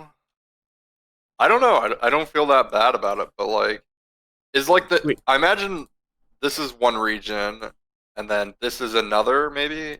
This is a third, and then we've got a fourth over here. Mm-hmm. Right? We can caravan. It's only a few days travel, and we have a whole month, 6 days, or 4 days. Yeah, I was thinking more about the cost. To clarify, you have a month since you spoke with the Queen. Yeah. So you have a month starting now, a full 40 days. Which worries me. So we need a ton of rations. Yeah, that's why I was like, we might want caravan to make the cost of rations not be relevant. But it'll only take 2 days if we caravan, right? To the mines? I believe that is correct. Let me double check caravanning's speed. It's not used very often. So caravanning goes 3 hexes per day. So 1, 2, 3. Yeah, it would be just over a day's travel caravanning. Mm-hmm. And we wouldn't have to 10 worry gold about pieces food each the of whole us. time. Is that how that works, right? You would, Or- yeah. No, So we you still need have to pay to for buy food. enough food to caravan. Gotcha. Okay. Yeah, as All part of right, the yeah. I mean, provisioner. that's not that bad. Or you could use your spell slots, or you could use the foraging to make that happen. It doesn't have to be bought. How long do you think it will take for us to get from the point where we enter the mine to the Court of Worms and back? I do not know. If we're given a month, there must be something crazy that happens in each mine. Maybe it takes many days to get down there. Maybe we may have to find our way back. Whether we Moji is caravan or unsure. whether we try to make the journey ourselves to the mines, I don't think will make much of a difference. Yeah. So But we need to buy the food now is the problem. Yes. Yeah. Or we pay for a caravan now. What do Well, you prefer? Even if we caravan, we pay for the food. Yes. so I don't mind caravanning. Very well, we're caravanning. Everyone, well, let's find a caravan company. It'll take 2 days at most. Presumably. You will ask around, and the Queen Duskrin will provide for you a caravan. Nice. As you are making your way to the excuse me, to the Emberfire mines. You are given not only a caravan, but a escort of 12 guards. And Jesus. you will be provided with 40 times 4 is 160 rations. Jesus. Okay. Okay, Well, yeah, that helps. she really wants this message to get there. We're doing it. Don't you mess Can this you up. carry 160 rations? We're gonna be encumbered, but yeah. Can we like rent a cart? You can carry so the cart will go just fine through the overland. You can carry them with the caravan, no problem. But the rations themselves will need to be carried down into the mines, on which a cart will not go. I've got a horse. I wonder All if right. they've got mine carts in there. I think is though we have to go past the Emberbeards themselves to the court. That'll Mhm. probably be the time we'll be traveling. We Yeah, won't be able to bring a cart down there. Let's just encumber ourselves here. Like we don't. All need right, to worry yeah, too much sure. about it. It's going to be a lot of time. Make sure we just encumber. We don't want to run out of food, so we just All right. encumber ourselves. All right. Yeah, then you can put a ton on my horse if you encumber it. Well, Like how much 400 can we pounds or keep on so. your horse? It currently has 63 pounds, and the max carrying capacity is 540. So you can put 377 pounds. So quite a bit. And that'll make it just a first level of encumbrance. No, that'll make it max encumbrance. We're not trying to go at a snail's pace here. Well, you could put 117 pounds to get it at first level. All right. So we how much can would it weigh carry- if we? How much would it weigh if we didn't take the horse with us? You're asking how much 160 pounds or 160 rations weigh? Oh, we already Yeah, 'cause you're considered how much adding- the horse pounds. Yeah, the horse rations could weigh just as much as the regular rations, right? Right. I Actually, assumed twice that as 160 pounds was with that inside of it. much. No. There is no rations provided for a horse. They are provided for you yourselves. The horse can be taken care of on the caravan. Actually, you know what? Screw it. She'll give you horse rations. If you intend to take the horse below the mountain, she will give you horse rations as well. So she will I give think you we'll just take the horse 40 of like those. to the mountain, right? Because it might not fit. Like, what if we Yeah, need but- to squeeze through a narrow passageway? We can't get a horse through there. Yeah. We'll leave Hmm. the horse outside with the ration, so it can be taken care of with the caravan or the court or the Emberbeards, whoever.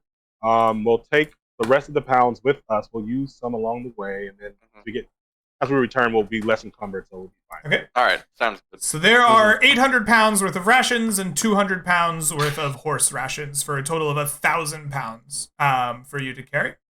Mm-hmm. You can choose to encumber yourselves with them or the horse itself and take them with you, or you can leave some behind. Your call. I think we'll encumber everybody, right? Yeah, we'll encumber everybody. All right. Okay. All of you are encumbered.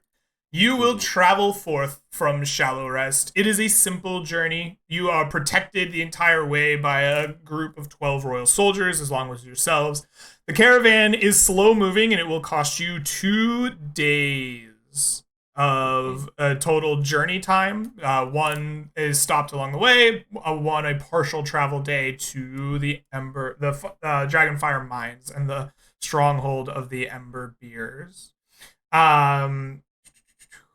As you arrive, the guards will show a writ of passage to the Dragonfire or the Emberbeard, that they meet, that is in charge of greeting them. And you are taken along with your horse, once a little bit of negotiation is done, to a office that sits a little bit lower than the base of the entrance to the outside, but is still above most of the mine below.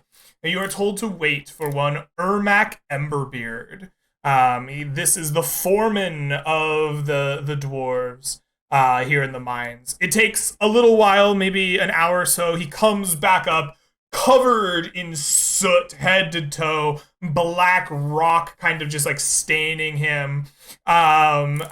He just kind of cracks some knuckles, looks at the two of you. Despite the blackness of his skin and the rock staining everything, you can still see a fiery red beard, heavily braided down his front. And he goes, "Oi, so you're looking to go deeper than the mines? Looking for the court, eh?" Moji says, yes. Alrighty. Well, you've had your way paid by the queen. It must be a real right reason she needs it. I can take you to the elevator. It's going to take me about a day to get it operational. It's pretty far below right now. It'll be a day's ride down the elevator. I suggest you prepare accordingly. It's a boring ride. Not really worth it. Once you're down there, you're on your own. It's a dangerous place down there, okay? They'll kill you with the things down there faster than an axe to the head. Do you think you could tell us a bit about what those things are? Awful things down there. There's caverns everywhere. Things that look like rocks but aren't. Things that look like cloaks but aren't. Skeletons rising from the dead. Awful things. Okay. And the court of worms, are they wriggle worm, earthworms? Aye, earthworm, Jim, it ain't. It's a metaphor, lad. Use your head. Hey. Moji says, is there a path or something we can identify to make sure we get to the court correctly? Or do we just keep walking straight? It's a labyrinth down there. We don't follow it. It kills dwarves. We've sectioned it off. I see. Whatever way there was has been lost. You got to find it yourself. I've been told there's a hot place. Fiery. A rift. Something like that. Avoid it. Bad things there. Nobody comes back from the rift. People have come back from deeper down, but not that. Oh dear. Okay. Moji is okay with this. Is everybody okay? I need to know what's a metaphor. Oi, man. I guess this is why you're adventurers and not money-making people. Look, it's a metaphor. Court of worms. Dead, rising, walking around. Worms in the ground. What do you think? Who do you think is the court of worms? Oh. This makes more sense, but... This is why I need to work with dwarves only. Moji understands. Did you want that belt of dwarven kind, Moji? I bet he has one. Oi, you suffering from alopecia, are you? Your Beard beard not ain't as very big. big. I can get you. Hold on. Got him. He just walks off. And then, like, after, like, a few minutes, comes back, somehow even dirtier than he was before, like, with a belt. He says, this one here is a little different than most, but yeah, it'll do. I don't think it'll shrink you down.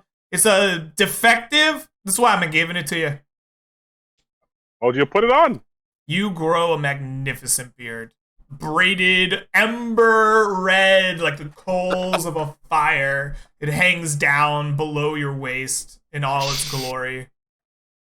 Well, Oh. I think for custom's sake, we should all put it on. Give you all. I think Randall's his jaw drops as he sees this happen. He's like, "Holy shit! I need to come back and buy one of these." We don't just sell them for cheap, you know. These are medical devices for our use. Mm-hmm.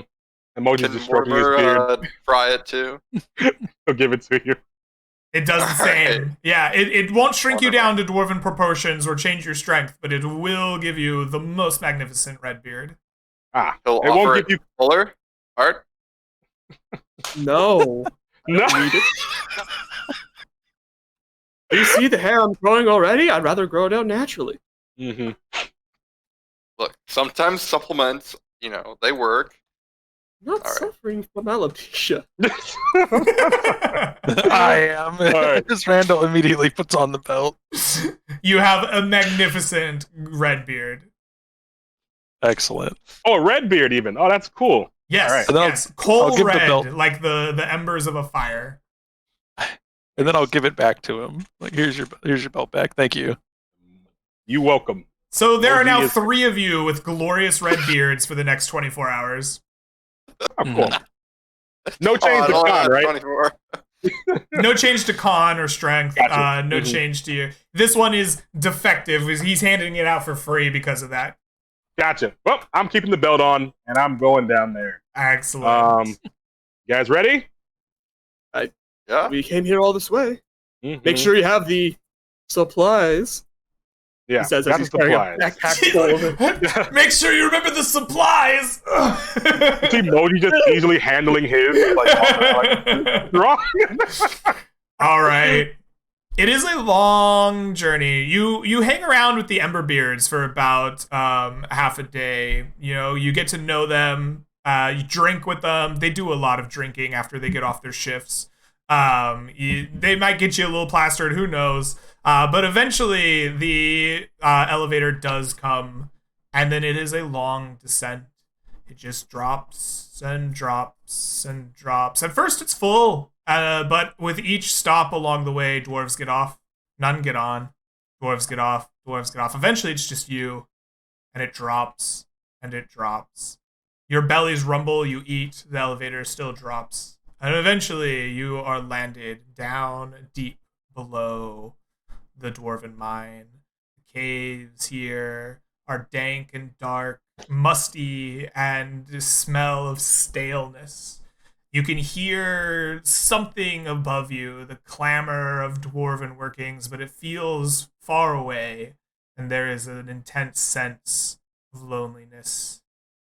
And here, we're going to take our first break. We'll be back in about 5 or 10 minutes and see what awaits our adventurers. Thank you. See you soon. And welcome back, Internet. We are back from our break, and we are in a deep and ominous place. Just before the break, they had taken the party had taken the elevator down deep below the Dragonfire mine, and are now in a winding and dark cavernous locale. Damp and musky, stale air around them, the sounds of the dwarven mines distantly ringing out above them. They know that they seek the Court of Worms at the deepest point and to avoid the rift, but other than that, they have very little in the way of direction. And so I turn it over to our party. As you have now arrived here in this deep cavern, what is your impressions and what is the plan? Well, can all of us see in the dark, first of all? No. Nope. No. All right. I think one of Okay. us knows can. he can, and he can lead. You have Mortimer the has ring. Yeah. Yes. So He's got a little pinky ring that has a Mhm. little moon. I have torches. Not 40 days worth though, so that's that. I think the best course of action is to have me lead and I can do the light Mortimer in the cantrip. back. Oh, I've never seen you use it. Holy shit, he does have it. Oh my god! Yeah. An amazing cantrip you have. Oh, there we go. We can use that Mhm. and have you light up one of the either Randall or Hart, and we can just keep moving from there and hope to God we find a path somehow. So And I think when going. I was gonna say if we really need it, I can break out my robes, but there are some side effects. I think believe if you we can get just- swarmed by something, you break out the ropes. All right. I think for Yeah. direction-wise, we head down until we either find a path or we find that rift, at which case we know we've gone too deep. True. All right. Sounds good to me. We should probably mark our path as we go, so we can get back. Yeah, Okay. yeah. Moji will like not cut off, but like if there's a path, he'll make an a sign like an M somewhere on one side, or like Mhm. just to make sure, like, oh, we turned in the circle, we got to that same M, we went the wrong way, so let's keep doing something right. like that. I've actually got OG. chalk, so we can mark on the even walls as better. we go. Moji, instead of an M, why don't you write Dwarfy on it? I was thinking about it, but I feel like, well, you know what? You're right. We're gonna write dwarfies everywhere. Dude, an advertisement. Mhm. You can direct all the denizens of the Underdark to dwarfies. True. Sounds good. All Okay. I like your plan. I approve of it. With all those pieces together, it sounds like you are doing a basic survival to me. You're marking your path as you go, using the light as a resource, and continuing through here. This is a challenge to get through the Underdark. Big air quotes. I don't have a traditional Underdark in the Mists, but this is about the closest thing to it. An unknown cavern deep beneath the mines of the dwarves that is inaccessible to most of the world. Here, there are stale and awful things you keep hearing. It will require 5 successes from the party to successfully navigate before you reach 3 failures. At 3 failures, you are hopelessly lost, and you will end up at the rift. So, the first thing I will have you do, as a party, you've come up with your plan. I want you to pick somebody to roll for you who is the leader of this plan-making decision. They will be assisted by the rest of the party. Now, I want you to give me a survival intelligence check for your plan as you make your way through here. Who has the best intelligence and proficiency in survival? I got a proficiency in survival, and I have 13 intelligence. Ooh. You're much better than me, as I have proficiency. I have advantage on the roll because I'm a wanderer. However, I have -2 to my intelligence roll because I am not smart. Smarts.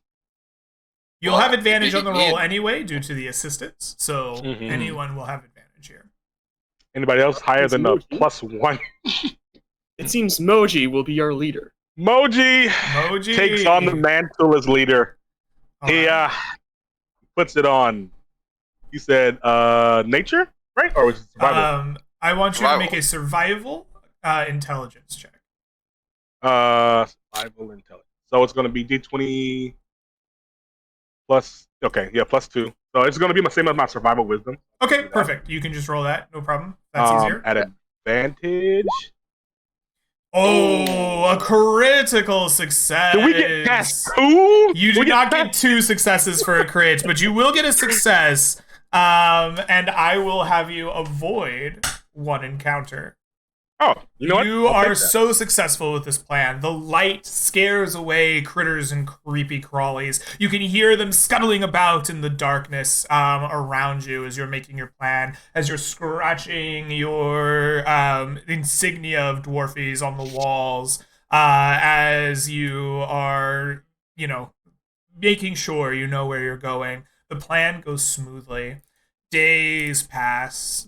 3, 4, 5 days as you wander through here. it goes smoothly and nothing gets in your way. But there is some kind of problem. Moji, since you rolled this, tell us what is the next issue that you and the party must overcome? Let's see. Moji and his party find some creature that they've never seen. They've never interacted with before. So it's not acting aggressively to them at the moment. But it blocks your way. It blocks the way. So we need to figure out exactly what we're going, like if something we have can like pacify it, if we need to do something to move it around, if we can just go around it without getting hurt. So yeah, I think that's all right. Mortimer, the dice say that you are confronted with this task. Describe to us how you attempt to overcome this creature that is blocking your way and preventing you from going deeper into the mines or into the caverns. I calm its emotions with my magic. Ooh, very nice. You use your magic to calm its emotions and do what? Just like it's too aggressive, so now it's gonna go like lay down or something? Yeah, so basically like maybe it's defensive or whatnot, and it's just like I calm it so that it's like, okay, I don't give it a shit about these people coming through. Sorry. Okay. Sounds good. You calm its emotions. You use your arcane magic to soothe the beast. I want you to make a successful check here. You're using your spell casting, so as a cleric, I want you to use wisdom as your attribute. I don't think that animal handling is really correct here, so I'm going to have you go with persuasion. I want you to use a persuasion wisdom check. Could I argue for an arcana wisdom? Yes, you're using your magic to make this happen. Yeah, arcana wisdom sounds good. Go for it. All right, here we go. So that's d20 plus 3. That is an unsuccessful check. That is a failure. The beast has its emotions calmed, and it just lays in the path, completely blocking your entrance into it. You have a choice now, Mortimer. You may take wounds, or you may take time. Which will it be? I am going to take time, I think. Okay. You take a path around the creature into the darkness, trying to find a way past it, but still go where you want to go. This costs you extra days. Roll me a d6. Okay. I assume that's the number of days it takes? Yes, sir. It Okay, costs only you 2 days on your journey as you are trying to get deep beneath the ground around this creature. Tell us, what is the next encounter that your party must overcome? I feel like we come, like the path that we're following suddenly like takes an abrupt stop because there's like a chasm that cuts across it, and we can see the path continuing on the other side. Okay. The path you want to take continues along the far side of the chasm. The person that must be confronted with this is Randall. Randall, you must overcome a chasm that is cutting you off from the rest of the dungeon. How do you do so? Randall has brought plenty of rope, 60 feet of it, in fact, and we'll try to find a spot to secure a rope, either on that side or this side, to either go down and come across, like to a spot, maybe if the chasm comes closer near the bottom, or he might use it to try to get to the other side to secure the rope. Moji also has rope, so he'll help you with that. Okay. I'm not going to allow assistance outside of the planning stage, but good to know. You and Moji come together with ropes. You try to secure them and fasten them. To me, this sounds like either an athletics check, just a standard athletic strength, or it is like a climbing gear check. If you have you bought climbing gear from the You all bought climbing gear at the beginning. It can be handed out here. You could use a climbing gear check with strength as your modifier. What do you mean climbing gear? It would be like a tool proficiency check. So you'd be proficient with it, or yes, would you because not, you wouldn't have the ability to have taken a climbing proficiency, but I will give you the proficiency with it. I will take an athletics check. Okay, For this one. Sounds good. Are you ready? Please do. Oh. 23. You are successful. Tell us, how do you succeed? I think Randall sees like a stalactite on the top, and like lassos it, and then swings across to the other side with like the spare rope, and then ties to that rope, and then pulls his lasso down. Okay. And then you guys can come across. Oh, beautiful! A rope bridge for everybody after some sweet Indiana Jones action. You fly across, no questions asked, as the deep cave is no match for your brawniness. Another 5 days pass as you wander through the darkness. Your lookout, Mortimer, is keeping a nice ear to the sidewalk. And you are not surprised when you are suddenly confronted by hordes of bones, living bones, that block your path forward. They, in fact, look a great deal like this. A single horde of them is like stacked up and moving as if patrolling through the Underdark towards you and your party. You will see that one of them holds a banner with a skull upon it in red and black. As they are marching through the Underdark, you and your party are up here in the northwest, away from the oncoming skeletons. Mortimer, as you notice these, what do you do?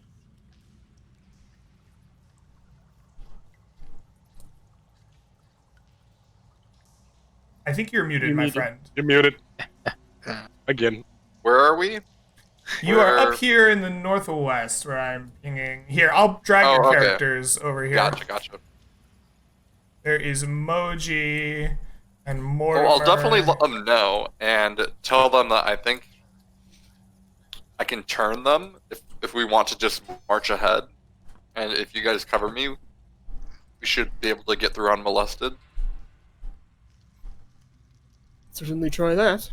Moji's down. We could probably just destroy them if you guys want. I'd rather we don't waste time fighting. Maybe we get wounds or something. But if you want to fight, Moji is okay. Let's try strategy first, maybe. Yeah. My +1 int. Smartest of the party. Okay. What is your strategy? So I think in order to turn them, basically what we're gonna have to do is like creep up along, and then I'm gonna have to jump out and say, Christ compels you, or some variant. Okay. You're going to sneak ahead and try to compel them. They are patrolling. We'll say they're on the move, and they're gonna reach like where they are on the map here by the time you sneak up. Go ahead and sneak to where you want to. I would like a stealth dexterity check to reach there. And All then, of us or just him? Huh? All of us or just him? Well, anyone who's moving forward from where you are you sneaking up with him, or are you letting him go up alone? I definitely want to be up there with him. All right, then I would like a stealth check from you as well. And that problem is, I have a disadvantage. Okay, 14 from Mortimer, 12 from Moji. Anyone else? Nah, No. he's hard All right. On my way. As I want you this one. as you are marching through, go ahead and put you sneak up to where you want to go, and we're gonna figure out whether or not you get there undetected. Randall is going too with a 16. Okay, not bad at all. Let me get these monsters. I should have pulled up the skeleton. I didn't know I was going to need their wisdom. Okay, so these guys are going to roll perception. Oh, I guess I'll give them passive perception. What is their passive? They do not notice you. You get right up here as they are just crawling forward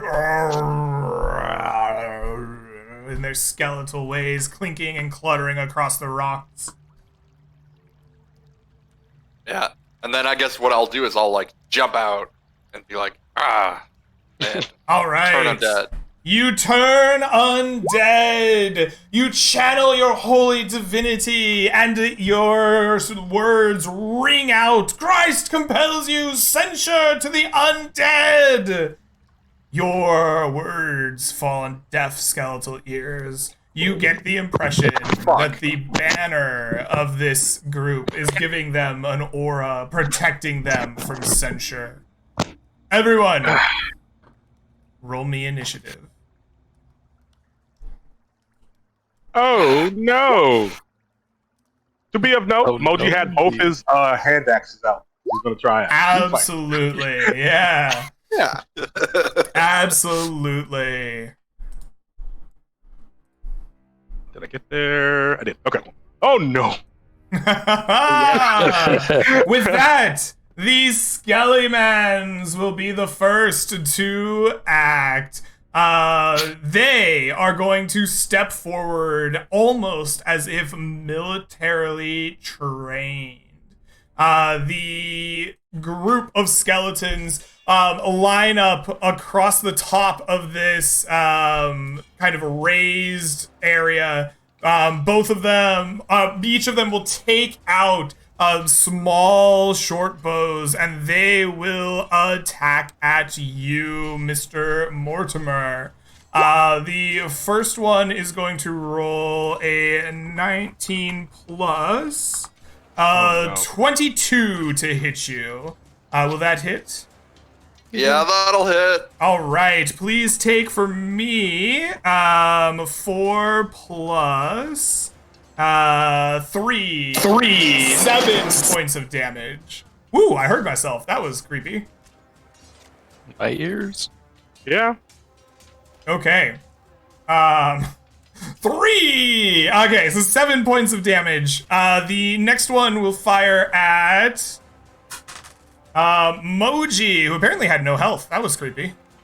I was messing around with the numbers up there. Yeah, no problem. It will roll a 12 plus to 14 to hit you. Will that hit? Nope. No. The next one will roll at Randall with an 18 plus. It'll hit. 3 is 21. Beautiful. Please take for me 7 plus 2 is 9 points of damage.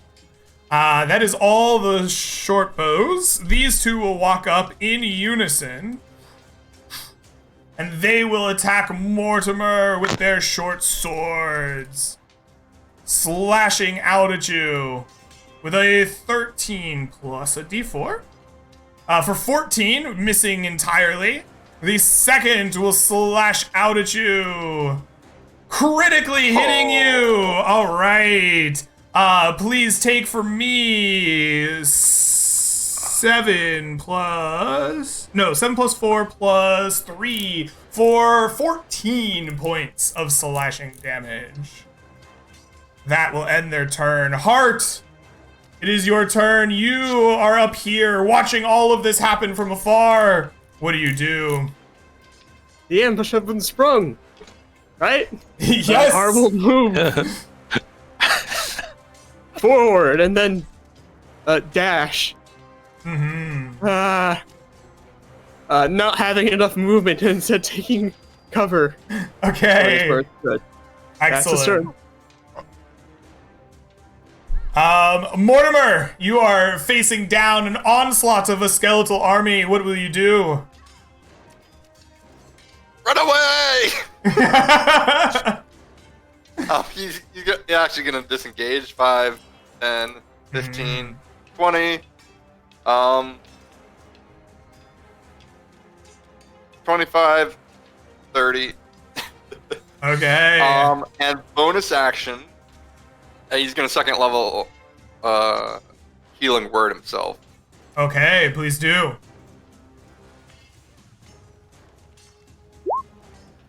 Ooh. For 9. Very nice. Actually, 11 11. plus a Plus D4 for the Oh, life spring wand.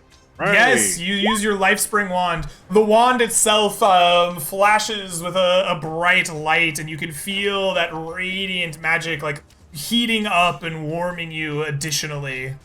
Wonderful. Moji, it is your turn. What do you do? Moji is super enraged. He did not think his friend was going to get smacked up so hard. So he's running up. 1, All right. 2, 3. I'll get here. Actually, I'll get here.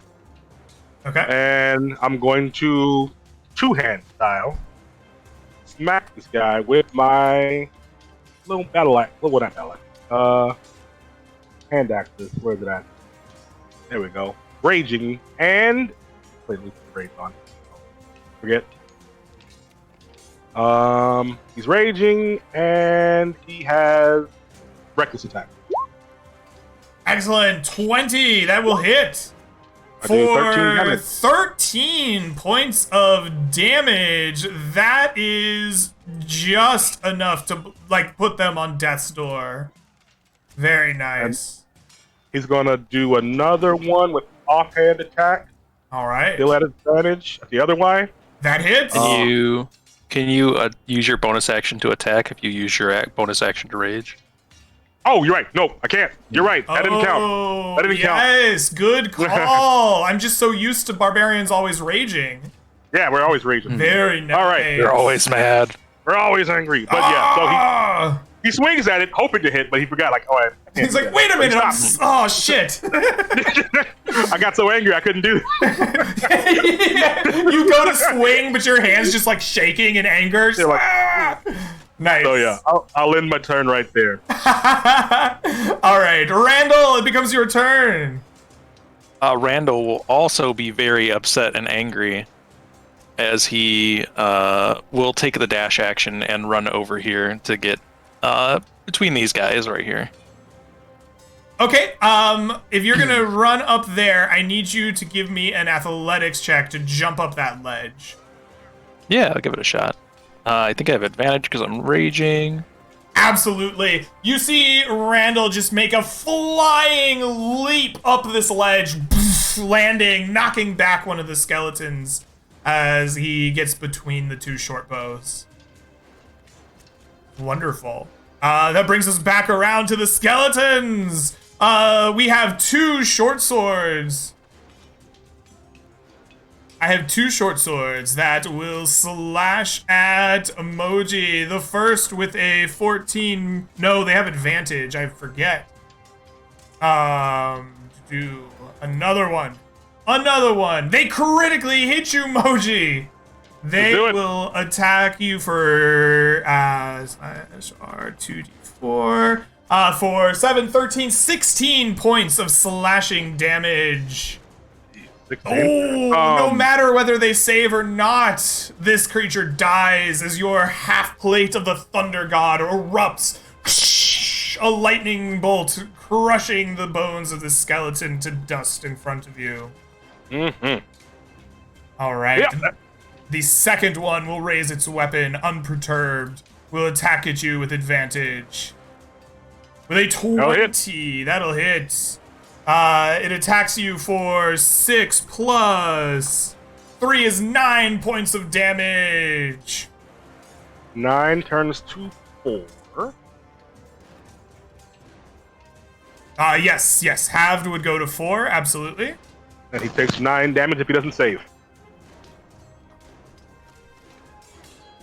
He fails his save, taking 9 damage and becoming put on death's door. These two surrounding Randall will make short sword attacks. They will roll single. They will critically hit you. Damn it. What is happening? Dang! That is Greg. for 8, 15, 19 points of damage from the first attack. Oh my god, that's a Thank lot. God we're so healthy. Good jeez. Alright, that's 9 Thank you. damage. And then a 16 plus D4 is 17. Will that hit you? Oh, it actually misses. Oh, damn. Finally. Then we have 2 bow attacks. They don't really have line of sight on you or you, so they choose Randall with their short bows. No! Hit Uh-oh. me! Actually, we'll split them. 1 to each of you. That sounds better. Yes! The first one, I guess, since you called for it and you wanted it, the first one will go to you, Moji. Thank God. Thank God it was me. For Please. 6 plus 4 is 10 plus 4 is 14 more damage. I'll take a Wow. And then they will take 7, which will bloody them. I can't select them. There we quick 7. go. Like Mortimer! Help! The second one will shoot at Randall, just normally. He's not special attacking. you That dare? is an 18 to hit you. Oh, he misses. Oh, damn. And this guy here is going to just step back 1, so everybody... he can step back 2? No, he wants to step back just the 1. He wants to make sure everybody's still in his aura. Heart, it is your turn. What will you do? Hart will move on up and attack the first one. Yes! The first skeleton with his signature flail. Beautiful. Missing. Oh, that is a He'll then miss. follow it up with a bonus action quarterstaff. Well, 12 is a miss. Both of them just bouncing off of these skeletal armor pieces. he will then Unable to action strike surge through. into another flail. At least one. 13? That one will hit, yes. Thank God. Please take For 8. 8! Woo! You smash this thing over the head with your flail, crushing its bones as it turns to dust in front of you. I will then move on up. All right. And that's my turn. Excellent. Mortimer, it is your turn. What will you do? Alright, I think... Don't worry too much about me. Do what you gotta do. Yeah, I was gonna... So... I think, can I... Yeah, I can get that guy. I'm gonna Guiding Bolt him at level 2. Okay. At 15 to hit. Oh, 15 will hit, yes. Yes! Alright. For 24. 22 points of radiant damage, this man falls and dies. Give me a high or low on this banner here. Highs. The banner erupts in flames as well, and it no longer has its aura. Alright, that's job accomplished. Yeah, shoot, that worked. Moji wanted that banner, but it's gone. It's fine. And I guess comes to me. Yes, it does. Moji, you are up next. What will you do? I'm gonna copy Randall and do a 1-2 hop scoot up here. Did you want athletics? I do, yes. Yeah, you do. And thank God these are at advantage. Bam. Advantage, the easiest way to do roll 22. double ones, yeah. You did it. You race up there, no problem, leaping up the top of this little cliff side. And now it's Moji's time. For him is 2 axes, one of which is going to do some damage here. All right. I'm hoping. 'Cause he's recklessly. That'll hit. Oh yeah, big damage. Big damage. For 9. 9. Are you hitting the wounded one or the unwounded one? Wounded. He dies. Your hand axe cleaving through his spine. Bones fall to the cavern below you. Excelente. So he's going to turn attention to the other guy and do it again. Kablama. That hits. For For 6. 6. That bloodies him. Excellent. Randall, it is your turn. What will you do? I'm gonna do something dumb and be reckless as well. All but I know right. what will happen when I reckless. I'm going to get double crit. I'm going to strike out at this one to my left. Okay. This one. Hey-o. 16. That'll hit. All right. For 8. That will bloody him. Yeah, and then I will strike the bottom one with the blunt end of my weapon. Okay. That hits. For Alright, 8 8 more. bludgeoning. You crush this one with the shovel, just like crunching him in like the skull, like part of his face is cleaved in, then you turn around and whip the bejazzled bead into the other guy. There's like broken skeletons all around you, but they're still trying to hurt you. And they will attempt just that. They will swing their short swords at you. The first with a 23. Please take 3 points of piercing damage from him. And then How dare you? the second one will strike at you with a 12. Our final skeleton will swing at Moji, turning around viciously with his short sword while dropping his short bow. And he will miss as well, whiffing entirely, bouncing his blade off of your half plate. Heart, it is your turn. What will you do? Hart will go out and aid Randall, for he is outnumbered. Now Okay. swing out his flail. Beautiful. That'll 13? hit. Or 9. Your flail crushes through what's left of the skeleton's head and sends him crumbling to the ground in dust. He'll follow it up with his quarterstaff onto the second. Excellent. That hits. Or 8. That does the same. Your quarterstaff bashes this skeleton. There we go. Into dust in front of Randall. Blood bash. Blabash. Flash. Blash. Mortimer. It's your turn. I am going to. I'm muted. No, okay. I'm No, out. you're good. This All time. right, for once. All right. Well, they've kind of taken care of things. Wee woo, wee woo, wee woo. I'll come up here and be the ambulance, and I'll cure wounds at first level on I'll like reach up and touch his ankle and cure him for 7. Yay. Alright, beautiful. I'll get back 3. I like that he's up on like a ledge. You like reach up and like grab his ankles, like healing be with you. And then Moji, feeling invigorated that Mortimer has helped him, Yeah. they just like once again keeps his rage going. He gets a little reckless with it. He starts to attack with a hand axe. Bada boom, bada bing. Absolutely. That hits. And he does some damage. Oh, and with a resounding strike, you cleave the head of the skeleton in twain with your hand axe. It falls to the ground, dead in front of you. The caverns once more grow silent and empty.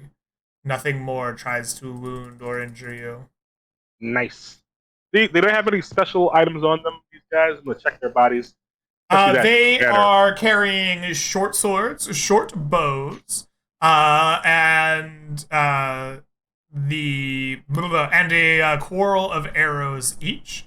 All of them are wearing essentially what amounts to like dented, broken scraps of armor that they've like screwed into their bones to like make them stronger and more resistant.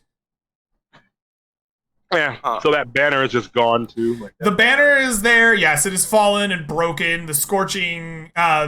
It wasn't a scorching ray. The guiding bolt. guiding bolt. Thank you. The guiding bolt erupted in flames. Some of the banner itself. A little bit of it is still left. You can see, like in the corner, a little bit of like the skull's chin. Okay. Unless you guys want to do something else, let's keep trucking. Go back. Pick sorry up that their didn't go stuff. as planned. How could you have known? Moji has never seen this random banner that can make skeletons attack at 10 times their normal attack rate. So no, it's fine. Question: if I look at it, is it like an evil deity's like symbol or something? Give me a religion check, please. All right, will do. 19. This is not an evil deity that you have ever seen before. However, it definitely seems to be at some level religious, maybe cultish, if you would think, as if they worship some or are marked by some master. Gotcha. Wow. I guess we can just move on. That's all we can do. All right. You begin to move on. The group of you spend the night here in the cave, licking your wounds. You will get a full rest. Not a full rest. You will get a night's rest in the mist, meaning you may spend any number of hit dice that remain in your pool to regain HP, as well as regain all spells and class features associated with a long rest in the player's handbook. Cool. Oh, we don't get just all hit points automatically? No. Nope. Would we normally if we were outside? No. That is not how the rest system works. I will refer you to the travel and rest rules. I always mix them up. I apologize. Yeah, no worries. How No many? worries. Oh, I got something I want to do. I forgot about this entirely. Oh, do yeah. I find a mole or something that runs around in the dark? Ooh. Highs or lows? Highs. Moji rolls highs. No. God. There are no animals that you are familiar with in this area. Car says, all right, it's fine. All fine. What's the return rate on a hit die after you use them? 1/2 of your hit dice pool rounded up to be used in the next day. Okay. All right. The next morning, you lick your wounds, make your way further into the darkness. Randall, you were the one that successfully completed the last challenge. What is the next challenge the party faces while going through the deep, dark cave system down here? I think maybe we find an area that has a bunch of like fissures, like small holes that you can easily fall into. Mm-hmm. Excellent. The fissures, small holes, dangerous footing lies between you and the exit. This is going to be Heart.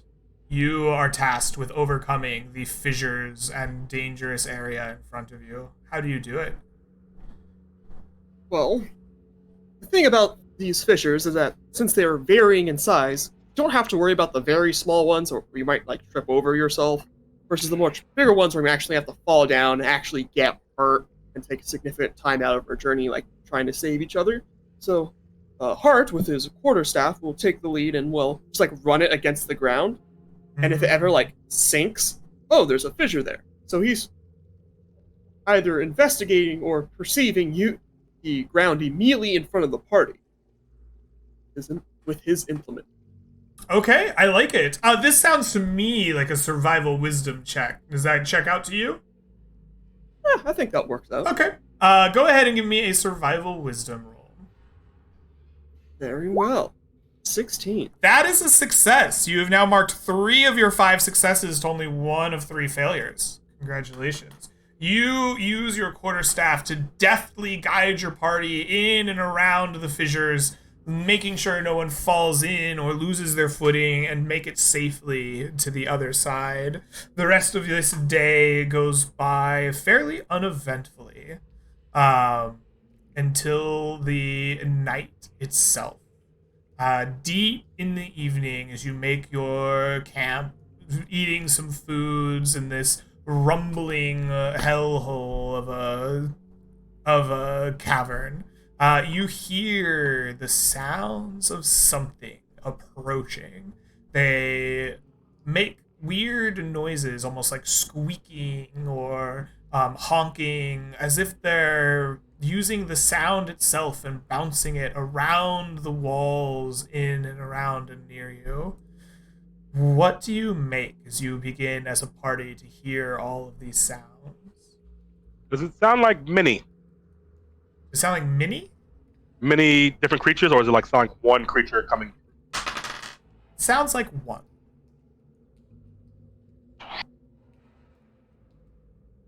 Moji is used to bats using echolocation, I would say, and other things in nature.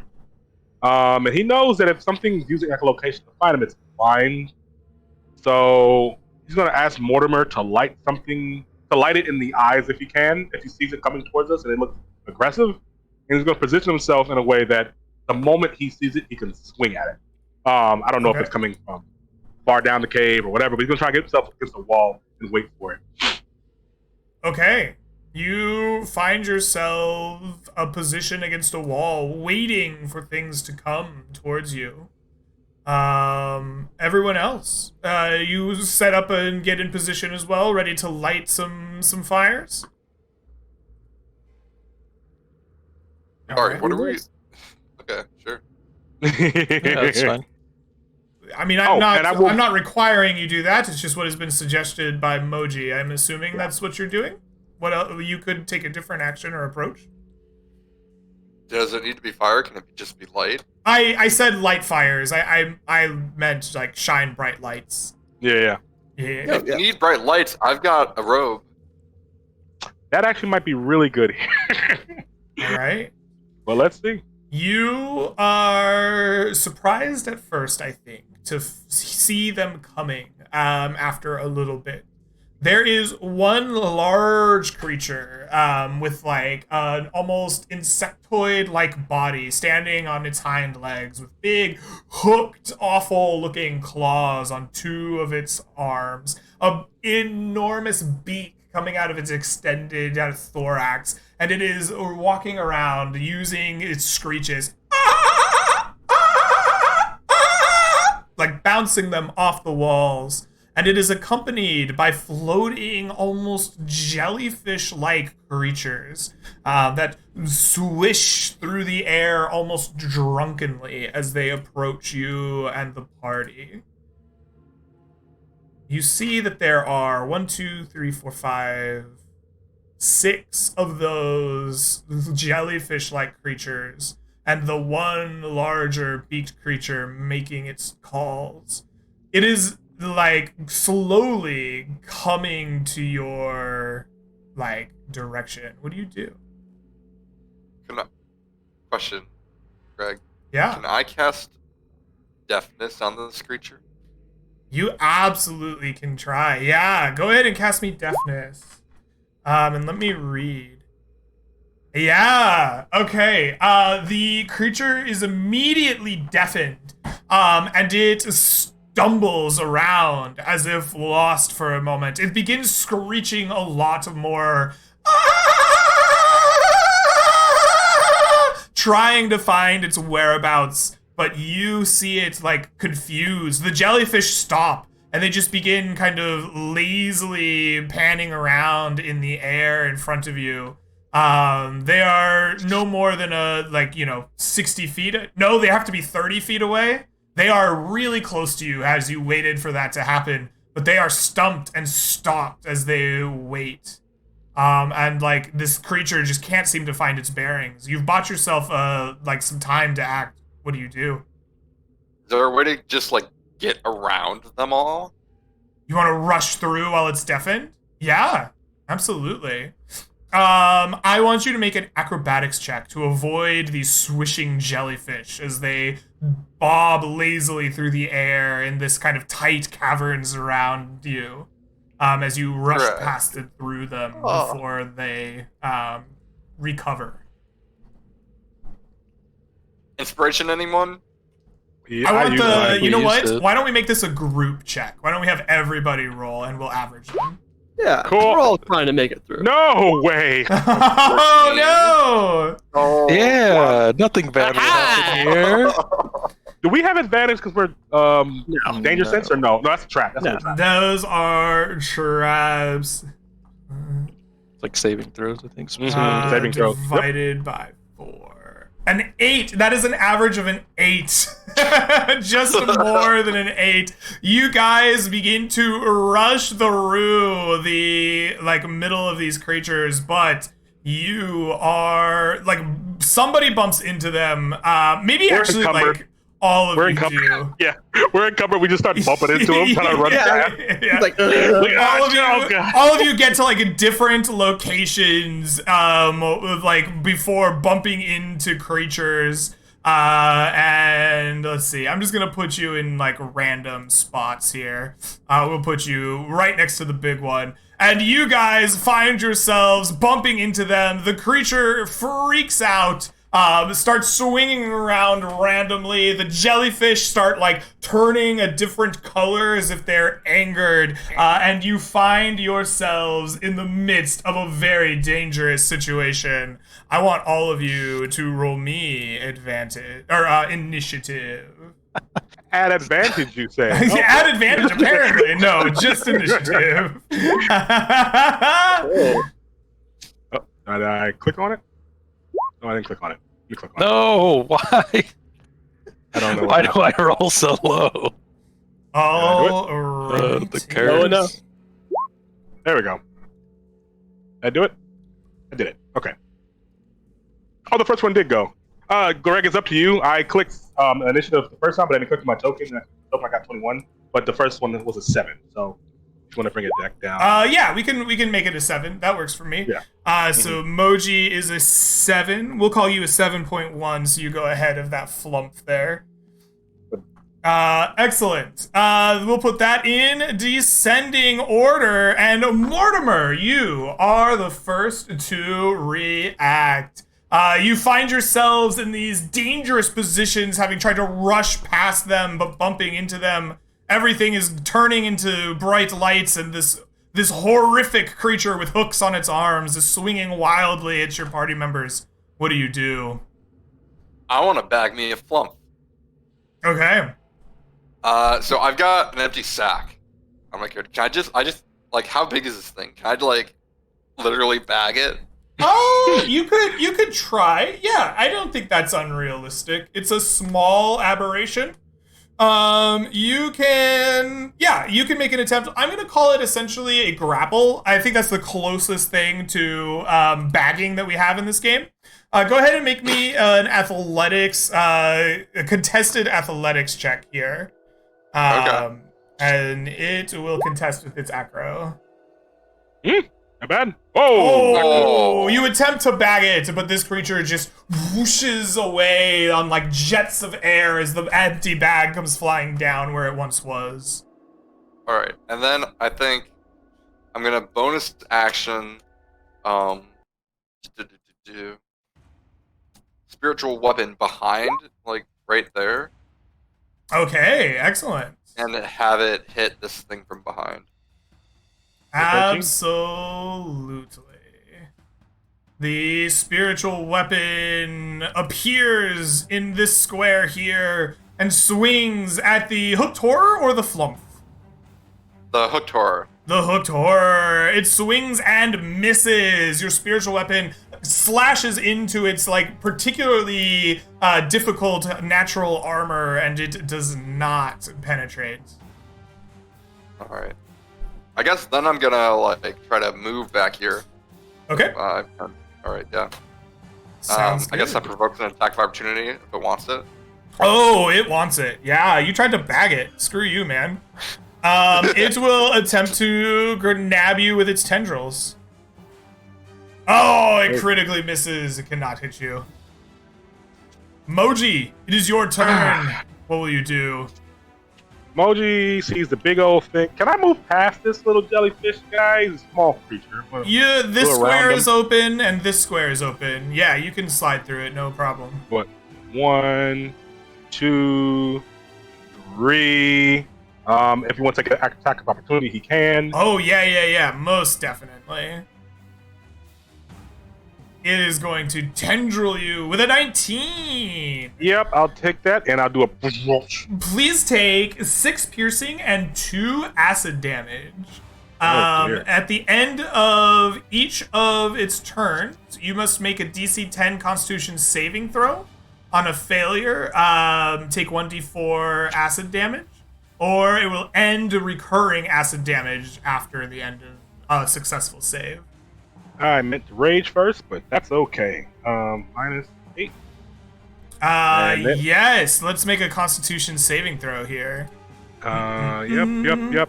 Moji, please don't fail me. I mean, you never have. But It don't do it this fails! It will take 8 points of damage and die electrocuted on the spot.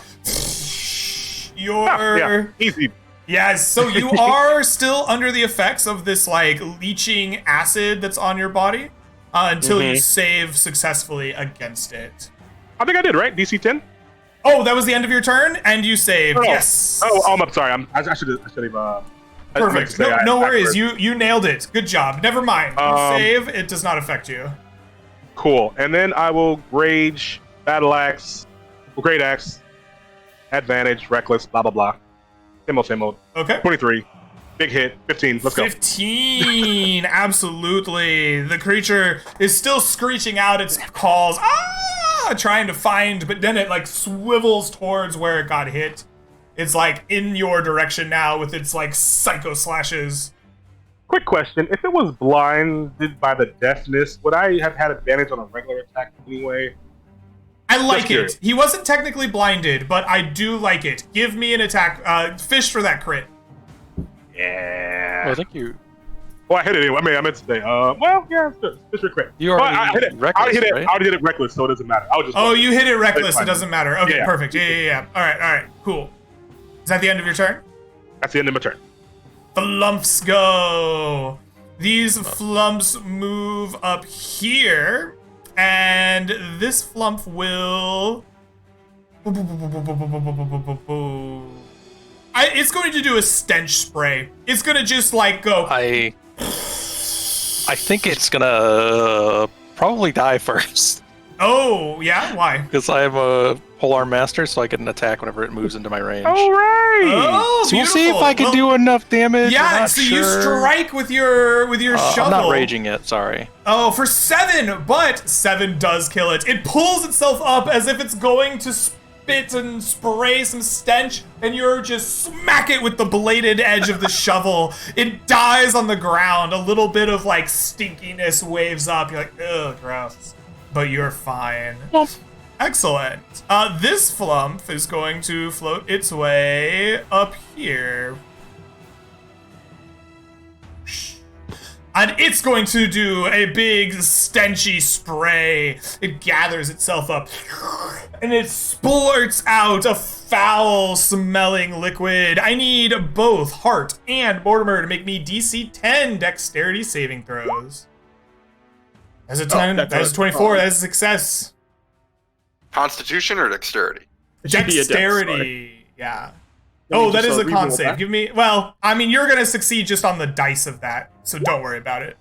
14. 14. Perfect. You both succeed. This foul material like tries to coat you, but you like duck out of the way, roll, and it can't like cover you in it. You are fine. This one here is going to make a tendril attack at Hart. It reaches out with its tendrils with a 20. Easily hits. Easily hits. Please take 5 points of damage. You will be coated with acid until you successfully save on the end of your turn. Otherwise, you'll take D4 acid damage. It is a DC 10 con save. And these two are going to float up. This one to Randall. And this one to good old Moji. Hit Moji. They are both going to attack you with tendrils.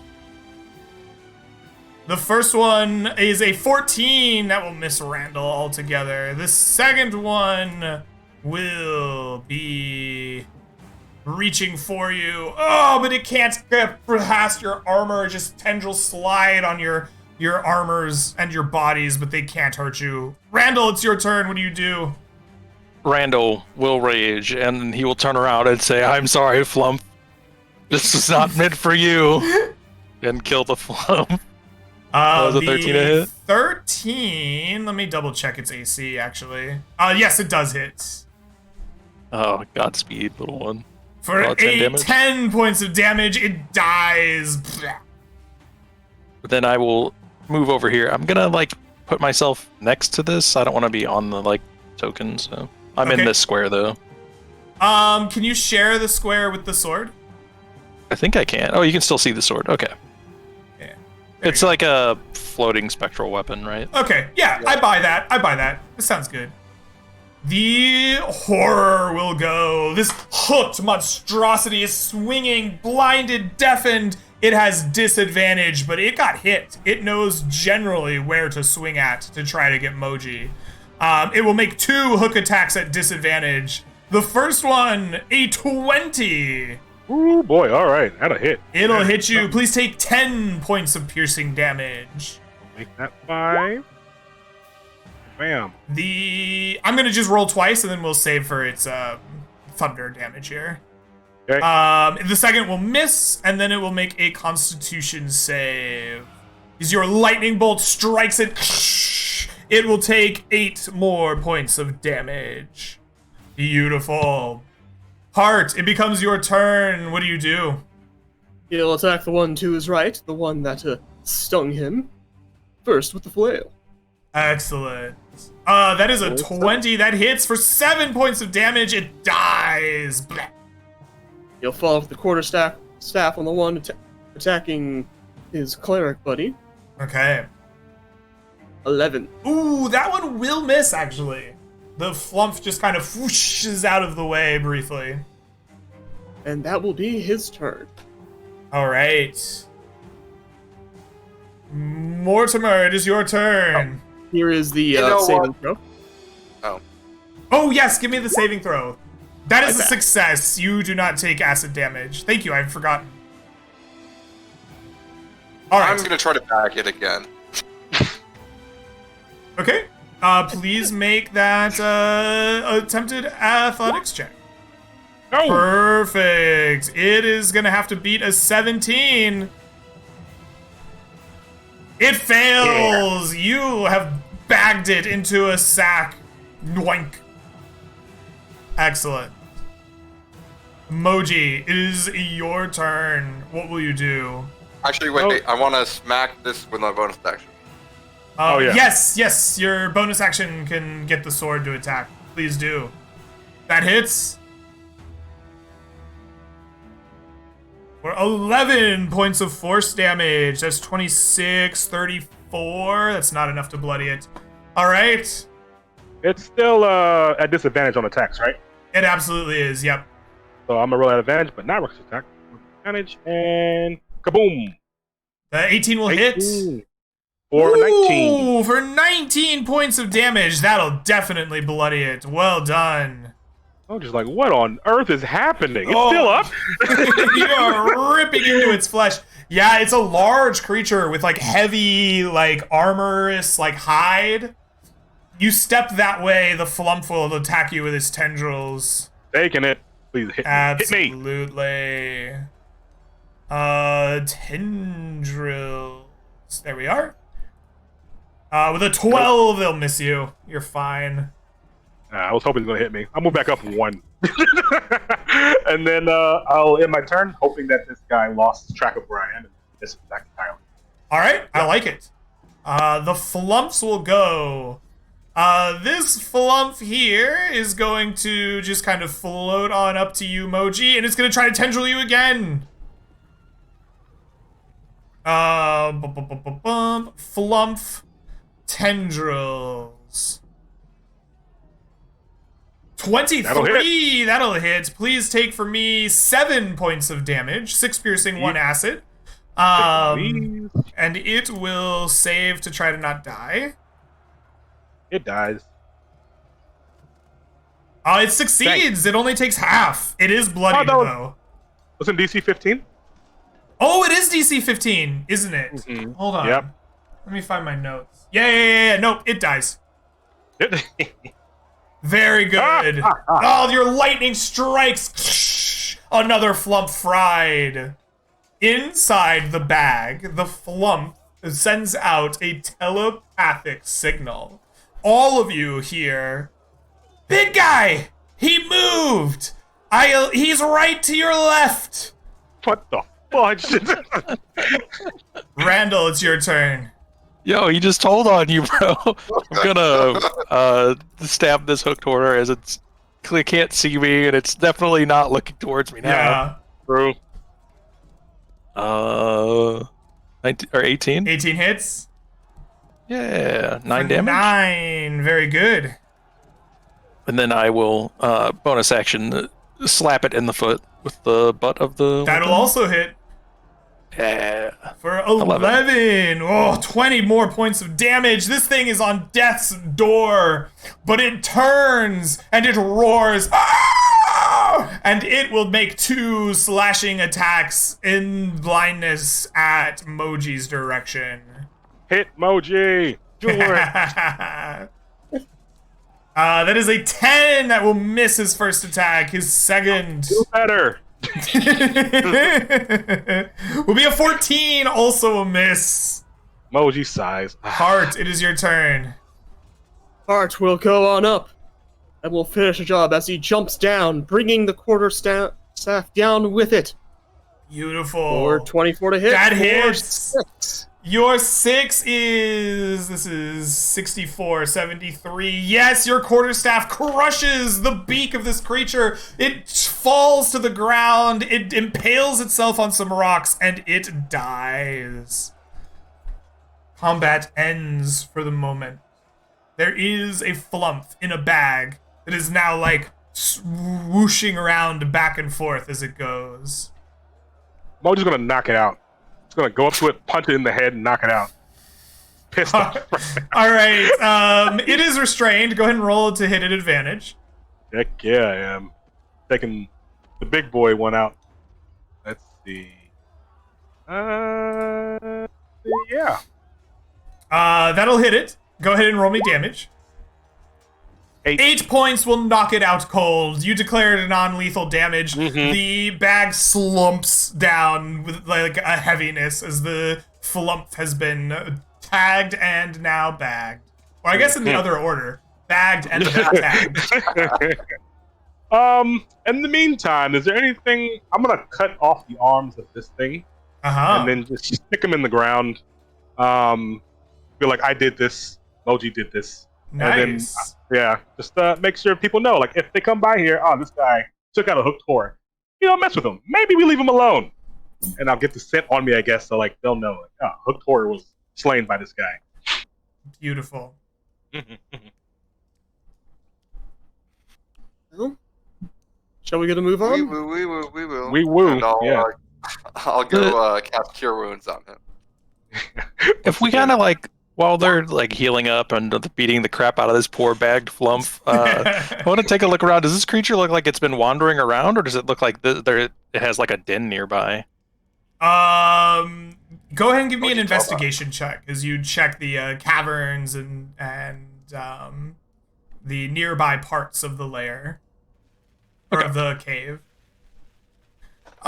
You don't see any signs of a den or of anything really else of interest, except as you spend some time to investigate, I will bring your attention to the southwest of where you are. There are piles of bones over here, though there is nothing to indicate that these bones were the remains of the hooked horror itself. Nothing else that makes you think that might have been its den. Yeah, maybe I'll go down there and I'll activate the spell on the shovel for locate object. And Okay. I want to locate like what would be the easiest thing? I want to locate like if there are any like coins nearby, like gold coins. Mm-hmm. absolutely. So you can cast that from where you are, right? So the object within 1,000 feet of you. Yeah, as long as it's not covered by any thickness of lead. Yeah, there's definitely a ping from this direction on gold coins. Yeah, I'll be like, all right, guys, I'll be right back. Go running off. All right, how close do you get to it? I think I'll like walk up to here and like look around. Like I could see that this is where it is. Like, oh, guys, I found loot. And Loki will follow. All right. As soon as you turn that corner, this stone pillar that you see Oh no, here not again. opens its eyes, or more specifically, its eye, and a tendril comes ratcheting out towards you and grabs at you. It actually is just an attack roll, isn't it? Yes. This thing will surprise you with advantage. A 15 misses you. It just like slaps at the walls next to you, and you see this roper like being malignant and malicious in your direction. What do you do? I will rage again, and then I will I will take the dodge action and approach it. Okay, excellent. You rage, you take the dodge action. On its turn, it will make multiple tendril attacks. Did we get to do anything in that interlude? Oh, yeah, do you guys want to be in the initiative order? Yeah, that's fine. We'll just go party, roper. So what do you guys do? Okay. Yeah. I'm running to help. Okay. I hear the sounds of combat. Okay. And scream. Do we hear combat, or do we just hear him yelling, "There's loot"? You hear the sound of wet slapping noises as this thing's about to beat the shit out of me. Alright, we hear wet slapping. I don't think Mortimer goes to help. Okay, Mortimer, you can do your thing. That's fine. Moji, once he sees all this happening, because I'm pretty sure he saw the tendril slapping, he's like, "We need help! Another attacker!" We need adults, please, immediately. All right. And then I guess Moji will just throw it. Oh no, I double move. So You double moved. Okay. Mhm. Cool. On that note, the roper will make its attacks. It will make 2 tendril attacks at Randall at disadvantage. The first with an 11, that will miss. Ah, damn. The second, disadvantage with a 16, that will also miss. The roper will then make 2 tendril attacks at Moji. The first is a 19, that will miss you. That'll hit. Oh, that does Nope, hit you. it'll hit. Beautiful. You are grappled by this tendril. I will go ahead and take that damage. 10 points of damage to the roper. Your lightning bolt armor like goes and it shocks the tendril as it grabs you. You are restrained and have disadvantage on strength checks and strength saving rolls until the end of the grapple. It is a DC 15 to escape, though you will have disadvantage on it as you are entwined. The roper will then forego another tendril attack. It will then instead reel you in. It pulls each creature grappled to it by up to 25 feet in a straight line. 5, 10, 15 will get you right there.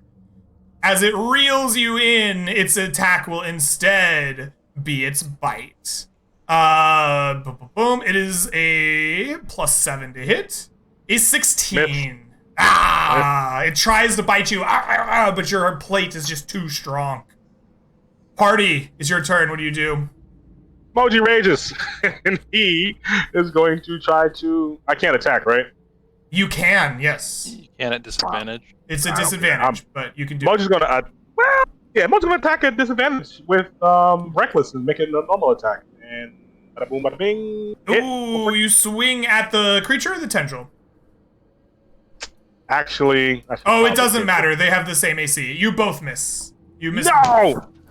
Your great axe tries to slash at them, but it's just an awkward angle. It like glances off their stony-like hide.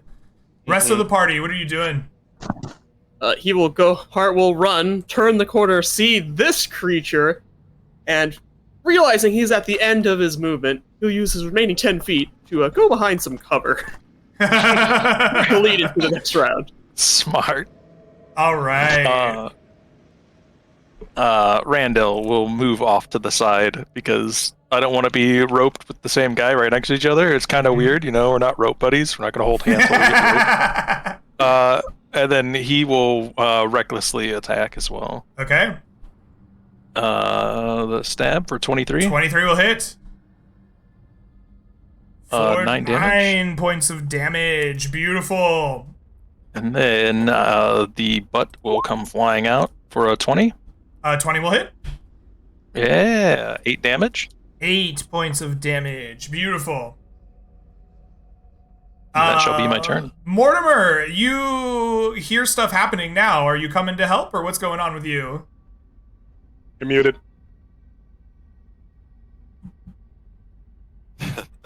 Mortimer is like dragging this lump behind him, but he's encumbered, so he goes as quickly as he can and gets there. So he still doesn't see what's going on, but yeah, now that he hears like yelling and like ah. All right, you slowly make your encumbered way forward. The Roper goes next. It will make tendril attacks at good old Randall. It has advantage since you were raging, or not raging, because since you were recklessly attacking. Does a 20 get you? Yep. All right, you are likewise grappled and restrained by the Roper. The Roper then reels. All of you are reeled as closely as you can be to it. And then it will make a bite. It will eeny, miny, mo its bite. Eeny, miny, mo says vessel. It will bite at you. So one thing I forgot last time, you are restrained by the text of this. It has advantage to bite. Yeah. But the 16 will likely miss. Oh, damn it. All right, Crazy party's close. turn. Yep. Moji's gonna attack recklessly once more and then yell for Mortimer, like, Mortimer, again! What the heck? Every time. Alright, but then at normal roll, recklessly attacking. Oh my gosh, how is this happening? Can't do much else. He'll That 14's not gonna cut it. Yeah, you glance your blow right off of him. Hart, I see you moving up. He's going in for the attack. He brings up his flail. Hits with, or probably hits. No, your flail bounces off its rocky-like hide. He'll attempt to thwap it with the quarterstaff. That will miss. Likewise, it misses, yes. And that will be his turn. Okay. Randall, once again, recklessly shall try to hit it. Definitely not. And then bonus action. 23. 23 will hit. There we go. For 11 damage. 11 more damage. Very good. That's 28, 38. Not enough to bloody it. All right. That is Mortimer.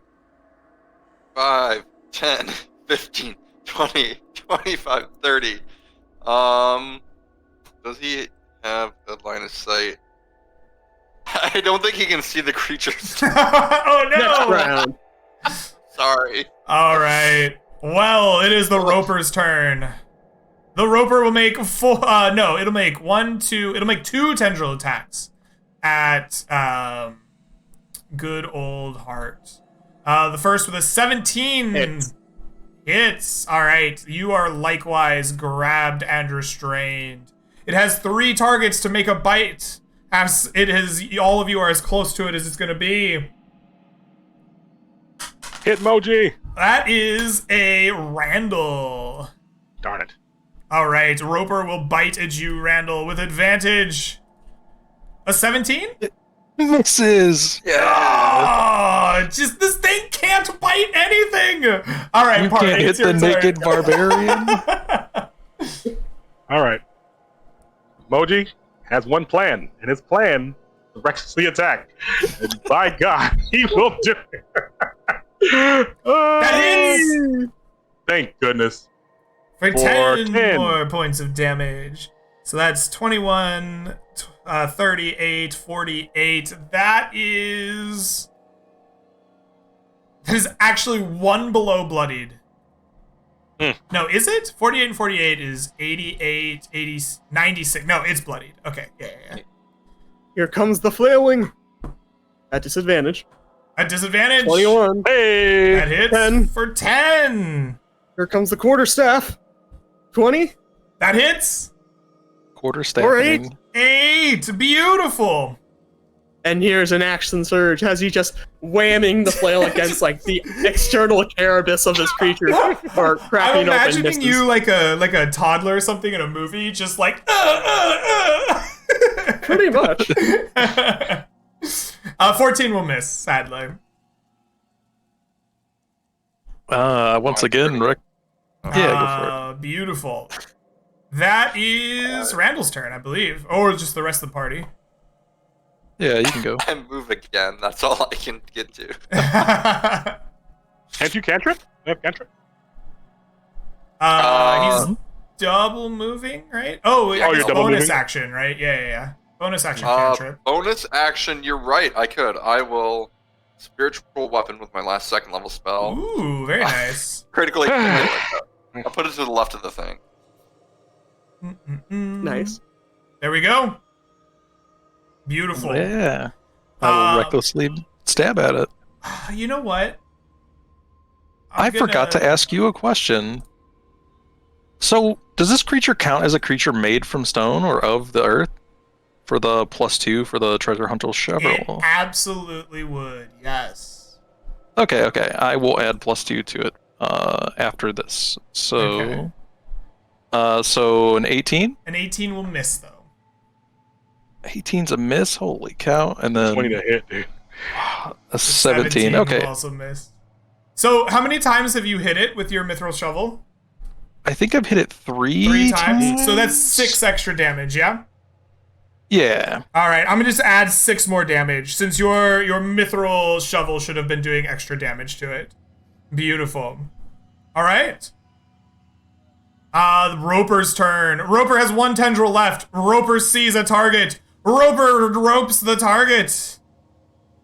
Unsuccessfully, it lunges out at you, but it cannot grab you, Mortimer. It has people to bite. It chooses Randall again. Roper has advantage. It's going to try to chomp you. 23! We did it, Fred. Oh, it we hits did me, it. yep. Please take 24 points of What piercing on earth? damage. Oh, thank goodness I'm a barbarian and I'm raging. I've been wrecked by one of these before. In a campaign. Yeah, it killed 3 of us in 1 turn, I believe, or 2 Jeez. turns. Holy. All Wow, right. it only has one We were bite. level 5. It was fun. Player's turn. Winning? Yeah. Well, Yeah. more the same, Greg. More the same. All right. Da-da-da-da. Great axe. Normal. Hit. 22 22. hits. Yeah. With the rage. For 19. 19. Oh boy. I think it's a death's door. Let me double check. This is 20. This is 30, 40, 50. This is 64, 74, 83. Yes, it is a death's door. The flailing continues. That would miss. So close. But a follow-up quarterstaff no. will miss. But he has an action surge. Yes. Didn't you? No. I don't think I did. I thought you did. It's okay. Alright, it's I'm my offended. turn to miss now. Thank you. You got it. Okay. Alright, it's gonna be weird and ugly, but that's all added in there correctly. Oh, very cool. Was 11 damage enough? I'll fix it in a minute, so I'm just gonna add 2 more of this for the additional I plus. So that think, way yeah, it's so not you got 2 this. from Rage, 2 from Earth Creature, and you have 7. Yeah, it looks right. The 7's the flat. I'm 3 gonna plus- fix it so that it's all wrapped up into the attack, so it won't look like this next Yeah, time. okay. That So looks that way right I'll to have- me based on what I see. That's 11 Yeah. points of damage. Tell me, What does it look like as your shovel kills the roper? I think the shovel has like some kind of like innate hatred in it for creatures made of earth, and it like starts glowing like a malevolent red color. Like normally it's like a blue-green shovel, and whenever it like strikes into this earth creature, it turns like a scarlet red. I like It's super mad that this thing's like alive and near it. It just like goes right into through its like eyelid. Like it tries to like it's like haha I can blink, and it just goes right through the eyelid.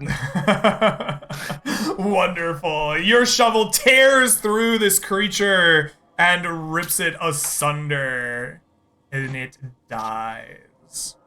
Wonderful. With that, you can loot the piles of bones. Cool. I'm here, guys. Moji looks so disappointed at Mortimer.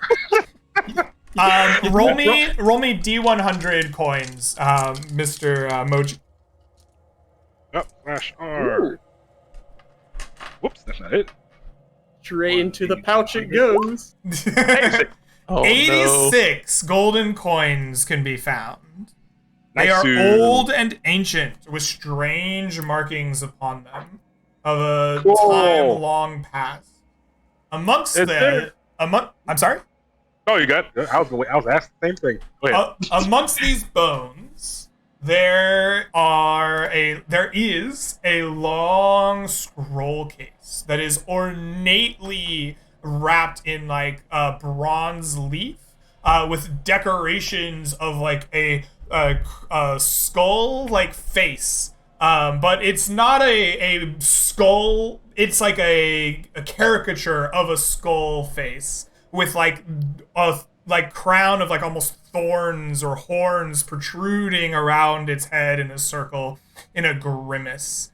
And this scroll case just like is untarnished by time. I'm gonna throw Is that it in a the bag. Dia de los Muertes skull? Like, I take a bite of it and I can't. I was thinking the same thing. It's made of bronze leaf and wrapped around the scroll Oh, case. okay. Yeah. All right. Yep. Throw it in the pile we made from all the rations we ate. And keep it moving. Unless somebody wants to open it. I'm not. Yeah. Yeah. Definitely. Let's open it. Oh gosh. Okay. All right. All right. All right.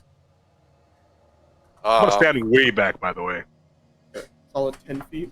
All right, you open the scroll. It pops open clean. You open the scroll. You open the scroll case. It pops open cleanly, and an ancient piece of vellum comes sliding out in your hand. Okay.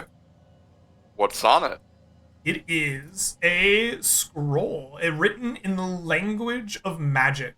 It is signed at the top as Osrith's spreading corruption. Ooh, Okay. interesting. Okay. Well, let me see here. Just begin reading this scroll. It's like, ugh. I think I'm gonna put it back in the scroll case for the moment. I'll Okay. say, I think I need to take care of this. It looks like a corrupt artifact. Wait, I have an idea. Let's put it in the purse of greed and then try to pull it back out. No, that's a bad idea. No. Okay. No. What if the purse turns even more evil? You can't. That's your possession. The purse isn't evil, I promise. It's just having a great day. If we lose like It's very full. $3,000 at the beginning of this, It took all of your coin. I had a bit more than I started with. Yeah. we're good. Yeah. All right. We get some rest and push on. You spend a successful night in the mists. You may roll any remaining hit dice in your hit dice pool to regain HP. You may also regain all spells and class features associated with a long rest in the player's handbook. You will also be able to regain 1/2 of your hit dice total rounded up for the next day. Let's just do it again. Yep. 32. Back to 2. Good. All right. All right. You begin to push on through the caves once more. It was Mr. Underground. It was Hart Fuller who successfully completed the last challenge. What is the next challenge your party faces going through these underground caves? The next challenge probably is we're deep underground. At times it could be damp, and there's probably some local fauna, I believe. Is it flora? Flora is plant life? Flora. Yes, flora is plant life. We start encountering more and more of this very strange fauna before we realize it's emitting natural spores into the air. Ooh. Mycenoid spores that we have to pass through. We've entered unwittingly because we can't see it, but by the time it gets dense, we realize we're in the... Oh, very nice. The last party member to face a challenge, who is yet to face a challenge, is Moji. So, Moji, you find yourself deep in this cloud of myconid spores, and they danger the party. What do you do? Oh, Moji's going to get some cloth from his bags and stuff like that, so they have some left over because they have over like 200,000 pounds of food. So everybody put over their mouth, and then try to look for the quickest path forward. Just pushing people along if they're running too slow because they're not strong as he is, or they're not as quick as he is. He's gonna be like, "All right, we're moving quickly, move it, jump, and pushing, like taking maybe heavier loads and stuff, so we can just hurry up and rush through it because he doesn't actually know how far it is, and he doesn't know how to counteract it. So he just we're moving. Rush through the cloud faster than it can impact you and your party. Okay, I like it. Go ahead and give me an athletic strength check here as you push the party as fast as they can go. If only I could put rage. Oh, that is one failure. You are now up to 2 failures out of your 3. So the 4 of you... Oh, no, Moji, you have a chance to take either time or wounds. Which would you like to take for this failure? Is the wounds for me or the whole party? The wounds in this case will be for the whole party, as you are in the... you are all in the myconid spores. Was it only me, I would do it. What do you guys think? Wounds are... How many days have we used so far? You took 2 days down, like from the point that you have traveled to here. It took 2 days of one traveling to the dwarves, one on the elevator, 10 days of travel, 2 days lost, and 1 day of like recovery. So altogether you have 4, 9, 14, 15 days used. Oh yeah, we can't skip out on time. We have to take endure. I'll take the wound then. You take the wound. All right, I'll take the wound. All right. So each of you will take 1 hit die. You can either roll it or take the average. You don't add your Constitution modifier to it, just the die itself.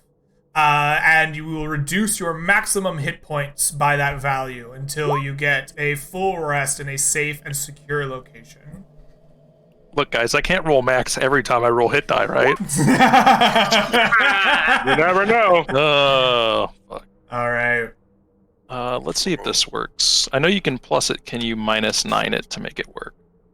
These were There we go. That rolls. works. That works. Everybody like almost rolled maximum. Yeah. Yeah, that was crazy.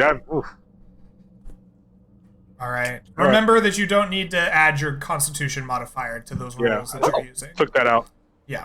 Okay. Oh, nice. It's just the die. So That's pretty high you dice. spend what time looks like here is that you guys just pass out. These myconid spores just like you couldn't get through them in time, and you just spend roll me 1d6, Moji. Okay. I thought we were taking wounds so we don't move. Oh, you took time. wounds. Never mind. Wounds here are the wounds. You have a hacking cough. I'm sorry. My brain fell apart.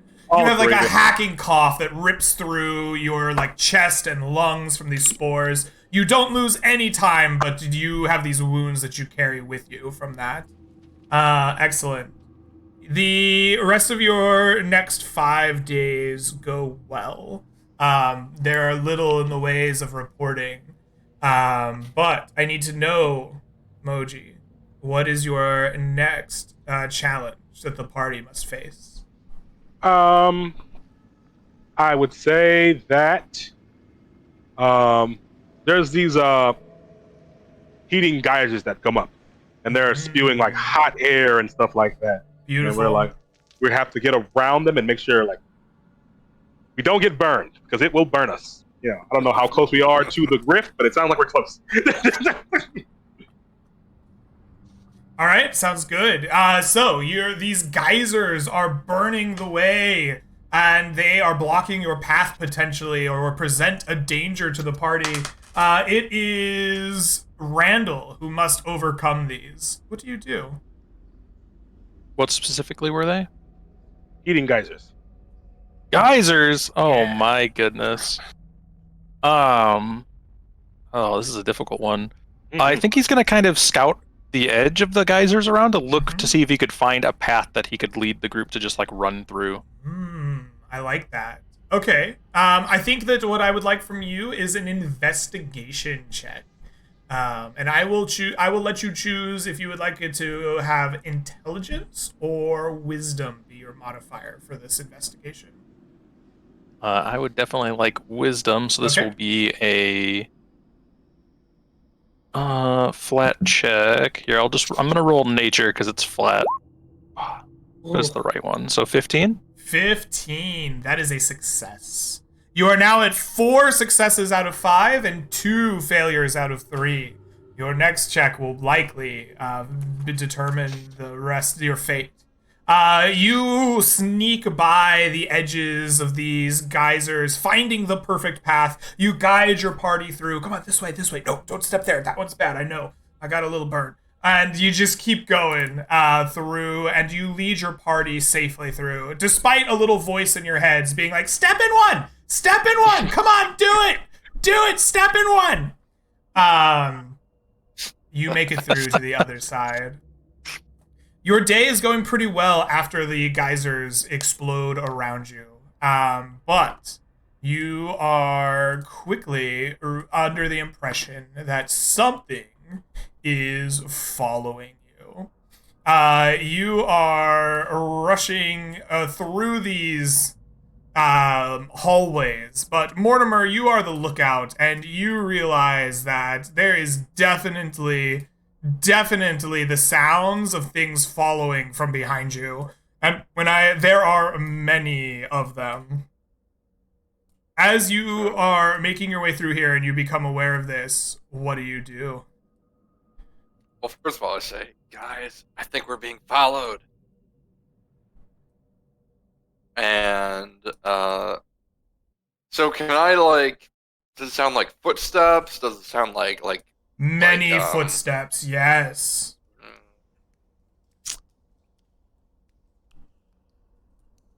I wonder, is there, perhaps we've just passed, a narrow passage? Uh-huh. And I would like to, guiding bolt it, to, collapse it in. Ooh, So that we can't very follow up. interesting. All right. You are going to guiding bolt a narrow passage. Go ahead and your guiding bolt will hit. I'm not worried about that. Go ahead and give me a survival wisdom check to block in just the right part of the passage to make sure that you and your party is safe. All right. Oh, it's a 10. Oh, that unfortunately is not successful. You fire your bolt. The rocks come crashing down. You wait for a moment. You hear the sounds retreating. You're like, yes, we're safe. We did it, guys. You begin to make your way out of the kind of collapsed bit of the tunnel that you were in. Unfortunately for you, though, as you make to turn away and continue on, the creatures know the place better than you.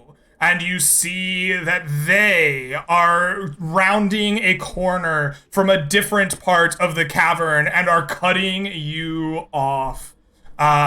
You will see that there are 6 skeletal figures, and instead of a bannerman, a strange skeleton-like figure with robes on that seems to be mumbling to itself as it walks along.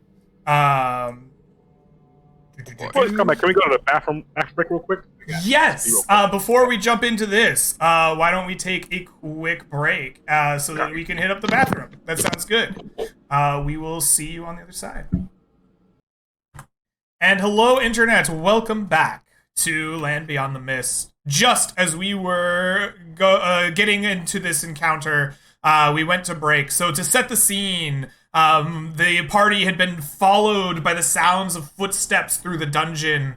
6 skeletons and a strange third, seventh one was following them down a narrow hallway that Mortimer shot with his magic to break down the rocks. Unfortunately, these skeletons knew the way better than the party did. 3 of the skeletons were crushed and lost in the rocks and gone, but now the remaining 3 and the strange figure behind them is turning a corner as the party has moved beyond their tunnel, looking to go deeper in. I want everyone to roll me initiative. Oh, be good this time, please. I already know where I'm going to end up in the initiative order. Okay, not bad. Ah, Aha! It was That's 16. much I forgot to better. click my token. Hey. All right, let's get this into descending order here. Skeleton's moving 11, so we're gonna move. Who was it? Oh, you're still not here. We'll just add you in. Oh wait, yeah. Sorry. Yeah, we'll just no worries. You said it was a 16, correct? Yeah. Mm-hmm. Perfect. We will add you in, and we will make you a 16. And that is good enough for... Right there. Mortimer, you're the first to react. As you come around the corner, you see the enemies turning their own corner around you. What will you do? Let's see. So hopefully, at this point, we've eaten enough food to not be encumbered. You have eaten 5, 10, 15, 17, 19, 20 days. You've eaten basically half of your food. Mm-hmm. Oh, okay. Yeah, I'm But still drop encumbered. it. Just drop it. And then we'll... Being first level of encumbered, does that make you that does reduce you to half, right?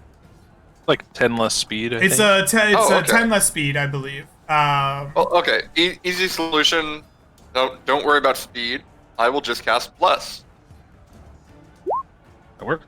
Okay, perfect. The 3 of you. Based Cool. spell usage. And then I will cast Spiritual Weapon, and just move it out in front. As something to draw enemy fire. So Sorry, who did you I'll bless? put it up over here. The 3 of you, not himself. okay. So you are blessed, and your spiritual weapon will come Oh, I forth. can't do Spiritual Weapon, 2nd level and 1st level spells. So never mind. Correct. Just- It does just not Bless. come forth. Good catch. Moji, it becomes your turn. What can it you happens. do? He's running up. 1, 2, 3, 4, 5, 6. Dashing. 7, 8, 9, 10, 11, 12. He's furious. He's raging because he wants to get close to this guy, but he can't. And he ends his turn Can't? there. All right. Randall, it is your turn. What will you do? Randall will take a few steps over to here, and he's going to go, what the fuck is going on out here? And he will take and throw a javelin. You know what? Forget it. He's going to actually take the dash action. I have another 30 feet from here. I'll hide back here. It's fine. I'll rage, and then I'm hiding behind a stalactite. Okay, beautiful. Heart, it is your turn. Hart begins to rush on over 30 feet. He sees, well, all these enemies, and he will also dash on up. Okay. We'll go right there. Okay, beautiful. The skeletons will go. Excellent. The first thing that happens is this guy just backs up 5, 10, 15, and 20. He just kind of yeets out a little bit. And then this guy here is going to step forward 5, 10, 15, 20, 25. And he is going to attack Moji. Cool. Skeleton, yes. Short sword, Moji. The skeleton attacks with a 10, boink, right off your armor. It bounces off. The half plate is too strong. This skeleton here will just turn towards you with his short sword ready and will do much the same. With a 14, unable to pierce your armor. This one here is going to attack Heart. And it does so with its short sword. Critically hitting you, Heart. Please take 9 points of piercing damage. Could have been worse. Could have been. Mortimer, the round is back to you. What will you do? All right. 5, 10, 15, 20. I'll dash 25, 30, 35, 40. And that's where I will end my turn. Okay. Moji. Wait, Nope. hold on. I can move my weapon to get in range of this. You can How about cast doing your that? weapon. Yeah. Remember last time Oh, you didn't yes. cast it? All right, fair Is enough. it a bonus action to cast? I let it go last Yes. time. It is a bonus It action is. to cast. I Yeah, thought you it look might at- be an oh. action to cast and a bonus to attack. There you go. No, bonus it's bonus action. both ways. Beautiful. No worries then. You absolutely get your spiritual weapon right next to that skelly man's. Unfortunately, it misses. But Oh, dear. Thought that counts. All right, yeah. Moji. Oh, Moji with 2 axes in his hand. One's up. 1, 2, 3, 4, 5. Takes 3 opportunity attacks. Absolutely you do. First attack is 5, completely missing. Second attack is a 21. That'll hit. Beautiful. Please take for me 7 points of piercing damage. I will take 3. And the He'll last take- one will attack you with a 23 That'll hit 2. for 8 points of piercing damage. Or 4. And then we need some con saves. First Yep. one. Well, I'll roll the con at disadvantage or advantage, and that'll be the 2 rolls. A Cool. 15 and an 8. So 1 success is going to make half damage of 5. That will bloody this guy. The other Wait, guy, huh? That half plate doesn't take a reaction to use? No, That's it happens. insane. That's It's a so passive. good. Yeah. Passive. The Oh, other yeah. guy explodes. Your lightning damage just shatters his bones. And as he does, this creature goes. And spawning out of the bones of the shattered skeletons, you see a spectral purple form rise up to take its place. That ain't good. Whoa. Oh. Yep. Moji didn't see that. He's already attacking this guy. He doesn't give a flying fudge. He's raging, advantage, reckless. Let's go. 20. 20 will hit for Or 11 11. points of damage. That will bloody this guy. He's going offhand again for another 7. Another 7. Okay, that is not enough to bring him down, but he is on death's door. Okay. Randall, it is your turn. What will you do? My buddies are in danger. Moji's got this. I'm gonna run down here. We'll step over here onto this dead guy because, you know, you have to have something to beat, right? And then I'm gonna try to kill this ghost. Or you know what? I'll kill this one first. Okay, you're gonna kill we'll the hit it with skeleton the- or the ghost? I'll hit the skeleton first. Okay, please do. That hits. Any amount of your damage is going to kill this guy. He dies. As he does so, the the skeleton is replaced by a copy of this purple ghostly boy. Yeah, I'm gonna use the butt to try to slap this guy down here. We'll see if it. Please do. 23. That is a 23. That will hit. Or 9 that damage. does 9 damage, but it is... Oh, that's a magical weapon, isn't it? It's a That magical works. weapon, yeah. Yep, It's a plus 9 0 magical weapon, but 9 damage to it. Excellent. Mm. Art, and that will be my turn. It is your turn. What will you do? There's only one thing he can do against phantasms. He will activate his Mark of Death. A bat-like wing sprouts from his side, only one, and he will attack the phantasm in front of him. The one that was just attacked. You have It's the gonna take- Mark of Death upon you. All of the damage. If I hit, That is For a hit 24. for 24 points of damage. 24 and 9 is 33. That is enough to outright slay the creature in front of you. Well done. he will attack the other with his bonus action. 21 That hits for 12. For 12. All right. And then he will action surge and attack it one last time. 17. 17. That might not hit. Let me see. Nope, that does. Or 14. 14 more points of damage. Oh my goodness gracious. That bloodies it and puts it on death's door. I've done what I Emoji could. with that. That's my turn. Excellent. The creatures will go. This one, seeing you sprout the black wing, the curse, the blessing of death knows that it must kill you.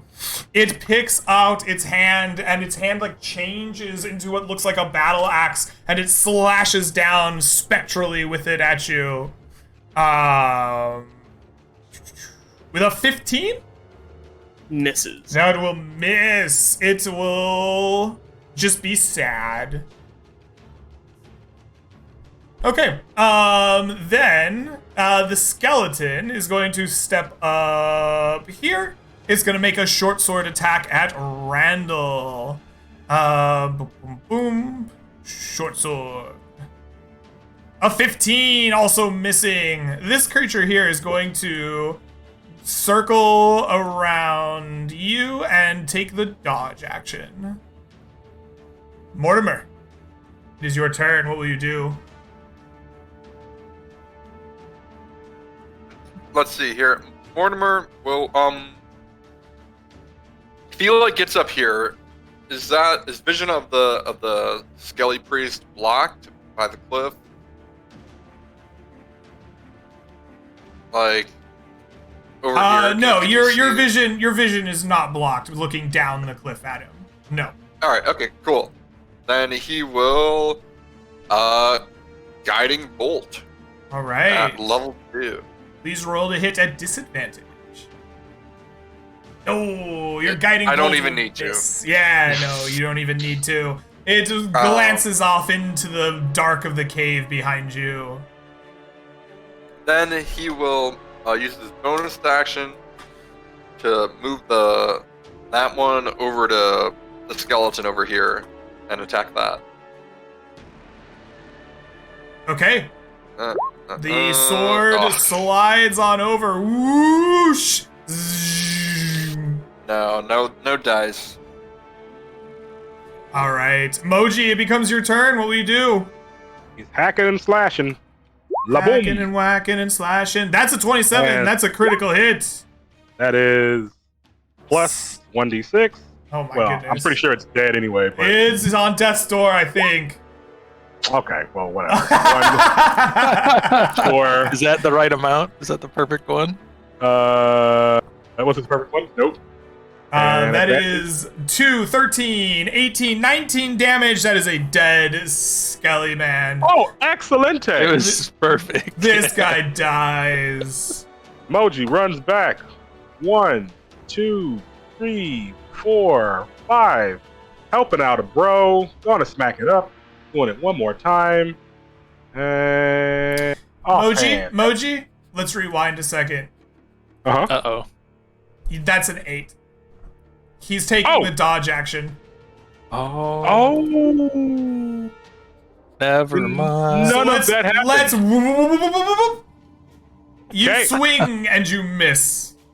What do you do? Moji's upset because he could have sworn he got a crit, and then he's gonna do it again. All right. Hopefully this time. That also will miss. 14? Oh no, 9. 9. Yeah. Yep. Randall, it is your turn. What will you do? Randall will kill the skeleton trying to kill my friend, the ghost. Sorry. Okay. 17. 17 will hit. All right. 11 damage. 11 damage. That is enough. You slay another spectral wraith. 1 second. I had D4s on the attack. Would that have changed anything? I don't know about the first. So the 8, no, the 9 plus 4 is 13. Yes, roll me a D4. No, you miss. Right. All right. All right. And then I will strike out with the bejazzled butt. An 11? An 11 missing. will miss. And that will be my turn. All right. Heart, it is your turn. Hart goes in for the kill on the caster as he brings his flail up and then down. 15? 15 will disadvantage. hit, yes. But you have do have disadvantage. disadvantage. Ooh. Then here's just another normal one. 14. 14 also hits. The 10 bludgeoning damage is... Is it resistant? It is resistant, yes, to regular. So it would be just 10. Just 10. But you have your... Yes, just 10. Correct. So just as a aside, it's been going around in Twitch chat, and so the Mark of Death gives vulnerability to people who don't have resistance or immunity. And if a creature has resistance or immunity, it ignores resistance or immunity. So it's just standard damage. So that's the change here. I'm not going to go back and change the health that it already had or whatever, but just going forward, that is how the mark works. Cool. Okay. The 10 does not slay it, but it is at death's door. Bonus action attack. Okay. And I did not put bless. Now it has bless. It should be at disadvantage. Sorry. No worries. I hit anyways. 16 hits. For 4, 5 5. more, that is enough. You slay the creature in front of you. Ah! That's my turn. The skeleton goes. It will swing at Randall.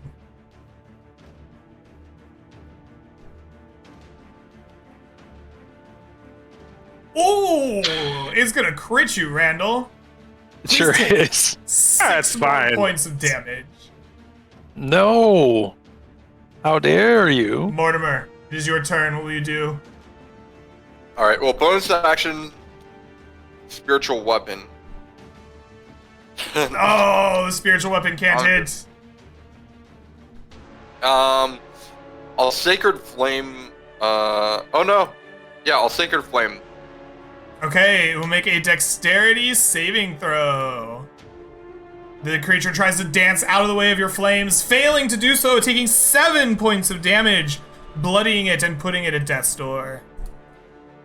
That's my turn. All right. Okay. Moji, You know the deal. I know the Moji. deal. Running.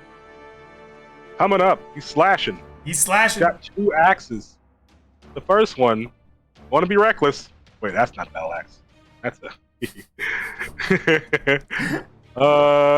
hand axe. There we go. Oh, that's a crit. Where were you earlier? All right, and I think he's dead. He If not- explodes. Yes, Yeah. you finish him off. Oh my goodness. 14, 16 damage. You overkill him even if he's at full health. Gotcha. The battle ends. Thank God. Yes. And you are once again in a silent cave.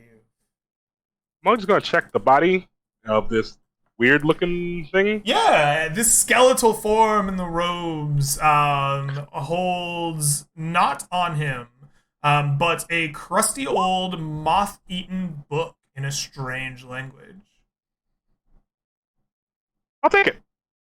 Okay. That could be interesting to hand over to the council. Mhm. Do these ghosts disappear when they die, or do they turn to dust? They turn to dust. Yeah, I'd like to scoop up some dead body dust. All from right. the ghosts. You know, everybody. I'm starting to have questions here. The fact that the queen wants to use the lords of all of these undead skeletons to extend her influence. Does that concern anybody? No. Not really, no. Oh, okay. But as long as I get to have my ties with Dave, I don't care really. As long as Moji can marry the queen, he's okay. Emoji, I hate to break it to you, but commoners don't get to marry nobility. Well, good thing Moji is no mere commoner. He has +1 int. He is above the rest. So he's Don't worry, Moji. I'll wingman for you. Yeah, there we go. High fives, Ren. You're not concerning yourself with the politics at play here. We're merely a messenger. If it's not us, No, it's someone else. I'm more concerned with the balance of good and evil, but all right. If something really bad happens, Moji will kill it. Look at what Moji's been doing the whole time. Okay, all right. I give in to peer pressure. You're pressuring you. I'm merely telling you. Plus, minus rep is never good. Always want plus rep. Plus rep. All right. So you continue on your path, almost cleared. It was Randall who cleared the deadly geysers. After some time passes from your battle, another night goes by. You have a chance to take another night's rest. But afterwards, you come across one last challenge before the party. As a reminder, you are one success and one failure away from... Oh my god, you got 16 on a single die? Good job. Yeah, well, I only needed 3. It's okay. Sorry, that was just a big number. You are one success or one failure away from completing this journey. What is the challenge that will decide your party's fate? I think this has to be like something terrifyingly scary, right? Mm. I think there is a large lizard-like creature like blocking the way, and we don't know what kind of creature it is. Okay. A large lizard-like creature blocks the way of the party down the path to where they need to go. You can feel the heated fires nearby you. You are getting close to your destination. Heartfuller, how do you overcome the creature in front of you? Knowing what Hart is capable of, and that he is possibly the only one capable of warding this thing off, he will have to stand defiantly against it. Ooh. For facing it in a full-on battle is certain death. But if he can make the creature believe that it too faces death, it may, well, preserve its own life and retreat. He will walk confidently up, sprouting the wing from his back, activating his mark of death, and give a single defiant, not like scream, but like shout of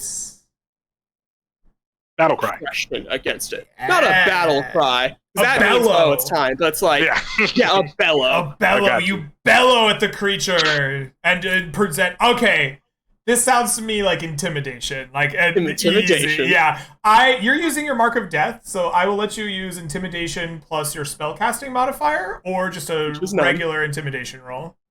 It's just going to be a regular intimidation. All right. Would you say it gives advantage? You know what? You are specifically using your mark of death this day for this. Take advantage. All right. Got +3, guys. 13 charisma. 20. Hey-o! 20! That is a success. The creature widens its eyes and then it just like gets the heck out of there, rushing down a hallway, turning into the heat beyond. You mark your 5th success. A single day passes, and you find yourselves taking a left away from the heat of the rift down a single last narrow hallway. The hallway is smoother. There is tiling along the wall. It is no longer the simple broken caverns that there was before. And eventually you find yourself facing down the very final room of this great Underdark, the deepest pit, the caverns themselves. You find yourself facing the Court of Worms. They look something like this.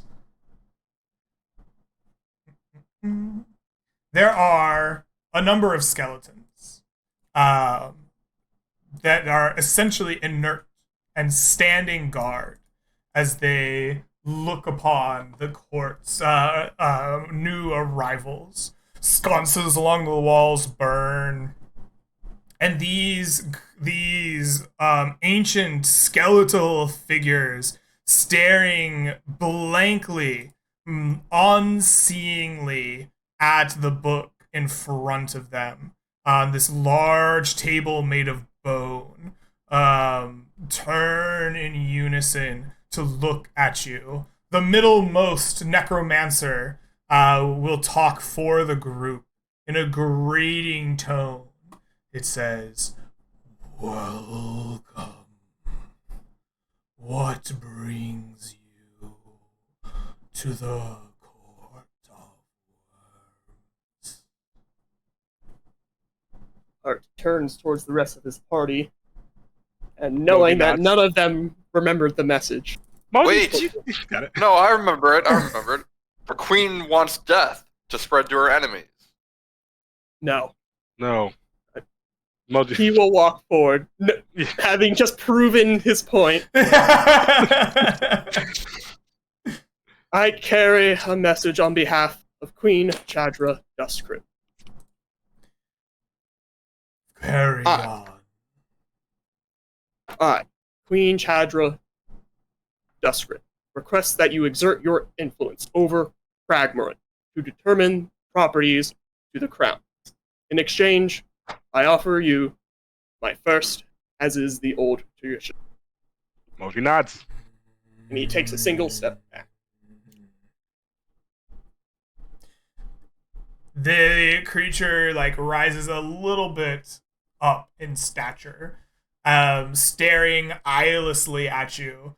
You see it almost, if a skeleton could blink, it does for a few moments. And then in unison they say, "Consider it done. Tell the queen we accept her price, and we expect payment upon the first cry of the midnight crow." The message will be delivered. The creature turns ever so slightly, and it looks towards, I believe, Mortimer, who has the scroll case, and they says, "You carry the remains of one of our favorites. Do you too wish for the blessings of the necromancer?"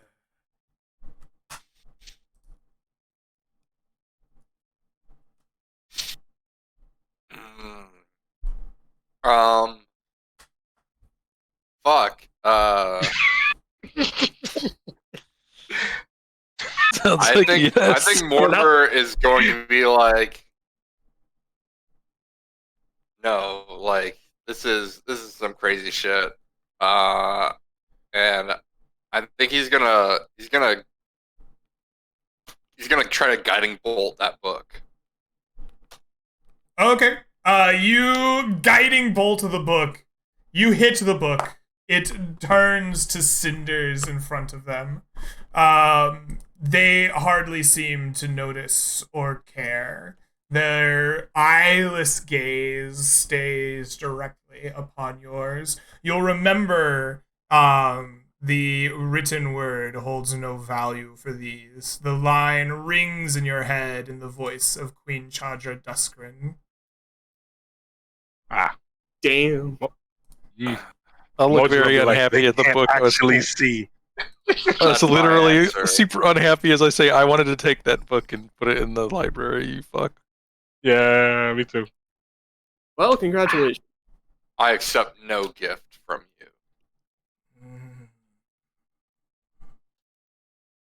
Very well. Cling to your mortal coil a bit longer. You will be ours eventually. You have traveled long and far. For those who wish a gift. He raises a hand, and like one of the squares of this table, like in front of you, slides open. And the skeletons here like step aside so that you have access to it, right? Almost like reverentially looking inward. He says, "Take one of what you may desire from it." And Moji will. Okay. Goes up, Moji, grabs- you will step up. And you will find inside a pair of gloves. They are white, white and a little bit bluish with little like gemstones sewn into them. They remind you immediately upon looking at them of the Arctic. The other thing that you find is what must only be known as a spell book. The book itself is old and a little bit ancient, and it has like a little skeletal figure on the top of it. And next to that is a mysterious stone. The black stone almost oozes with like malice as you look at it, but it draws your attention ever forward. I'm going to take the gloves. Okay. Mm-hmm. Perfect. And I'll back it up. Anybody else? Yeah, the eyeless stares turn to the rest of you. Yeah, I'll walk up and this stone, it gives me great feelings. I'll take this stone. Probably of bad luck if I had to guess. Okay. Heart, you want? Art's been standing there. He has made no motion of moving forward. Okay. Mortimer just looks at you with disdain, as if he's severely disappointed in the both of you. You can't say anything. You tried to give a false message.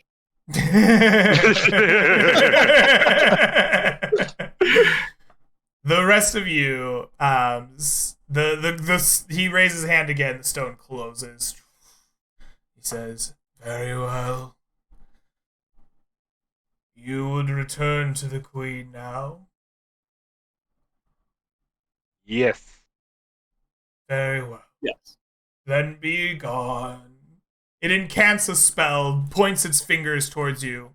You feel time and space warp and twist around you as you are shunted into a planar reality for a brief moment before you come to once more, blinking in the bright, harsh sunlight for the first time in a while, standing just outside the city of Shallowrest. Let's Okay. go and tell the queen that her mission is completed. Yes. Let's go. All And right. so we go to the queen. You are taken to the queen. She smiles appreciatively as she sees you enter her waiting room once more. Her features and dress seem hardly changed, though fresh and brand new from last time that you saw her. She gives you both, or all four of you, a nod, kind of curtly, but like respectfully, and says, "You have done great service for me. I thank you. Here, as reward for your efforts, 200 gold pieces, as promised." She slides them over towards you, and she says, "I will reward you as well with an item from my personal armory." She goes to the back and she pulls out a cuirass that is inlaid with gold and drow symbols upon it in the dark, like almost inky black metal. The golden like runes and drow spell out various words of royalty and lordship. And you are granted, she says, the Queen's cuirass. Okay. The Queen's what now? Cuirass. Cuirass? Hell, what's that? It's like a curious. It's like the chest armor. Oh, okay. Yes. Yeah. Okay. Is it like made for a woman? Like, What type of armor is this? This would count as heavy armor. This is half Ooh. plate. But it is light. It only weighs 15 pounds. Jesus. Think Uh, art. We grab it. Yeah. Yeah, You of can take course. Mm-hmm. Okay. Moji nods. Well, first he bows. And he says, "Heart, deliver a message from the council." Ah, yes, the return response. They, of course, accept your offer in the form of payment. They expect it on the first cry of the midnight crud. As expected, ever sticklers for tradition, they are. They are. They are. Speaking of they are, what are... You know what? No, Moji, do we have to worry about them? Oh no, they are patient. They have waited below the stone for time immemorial. They date back before the knowledge of even my ancestors. They are not something that you need worry yourselves over. I believe their So- mission statement is to claim all in death. And that means that they can only need wait, and they will claim everyone who is alive. So they are not evil per se, only emissary of death. No, evil is not them. Though emissaries of death they are not. Necromancers, keepers of death. They are probably opposed to a deity of death, though I know not many worshippers of death in these parts.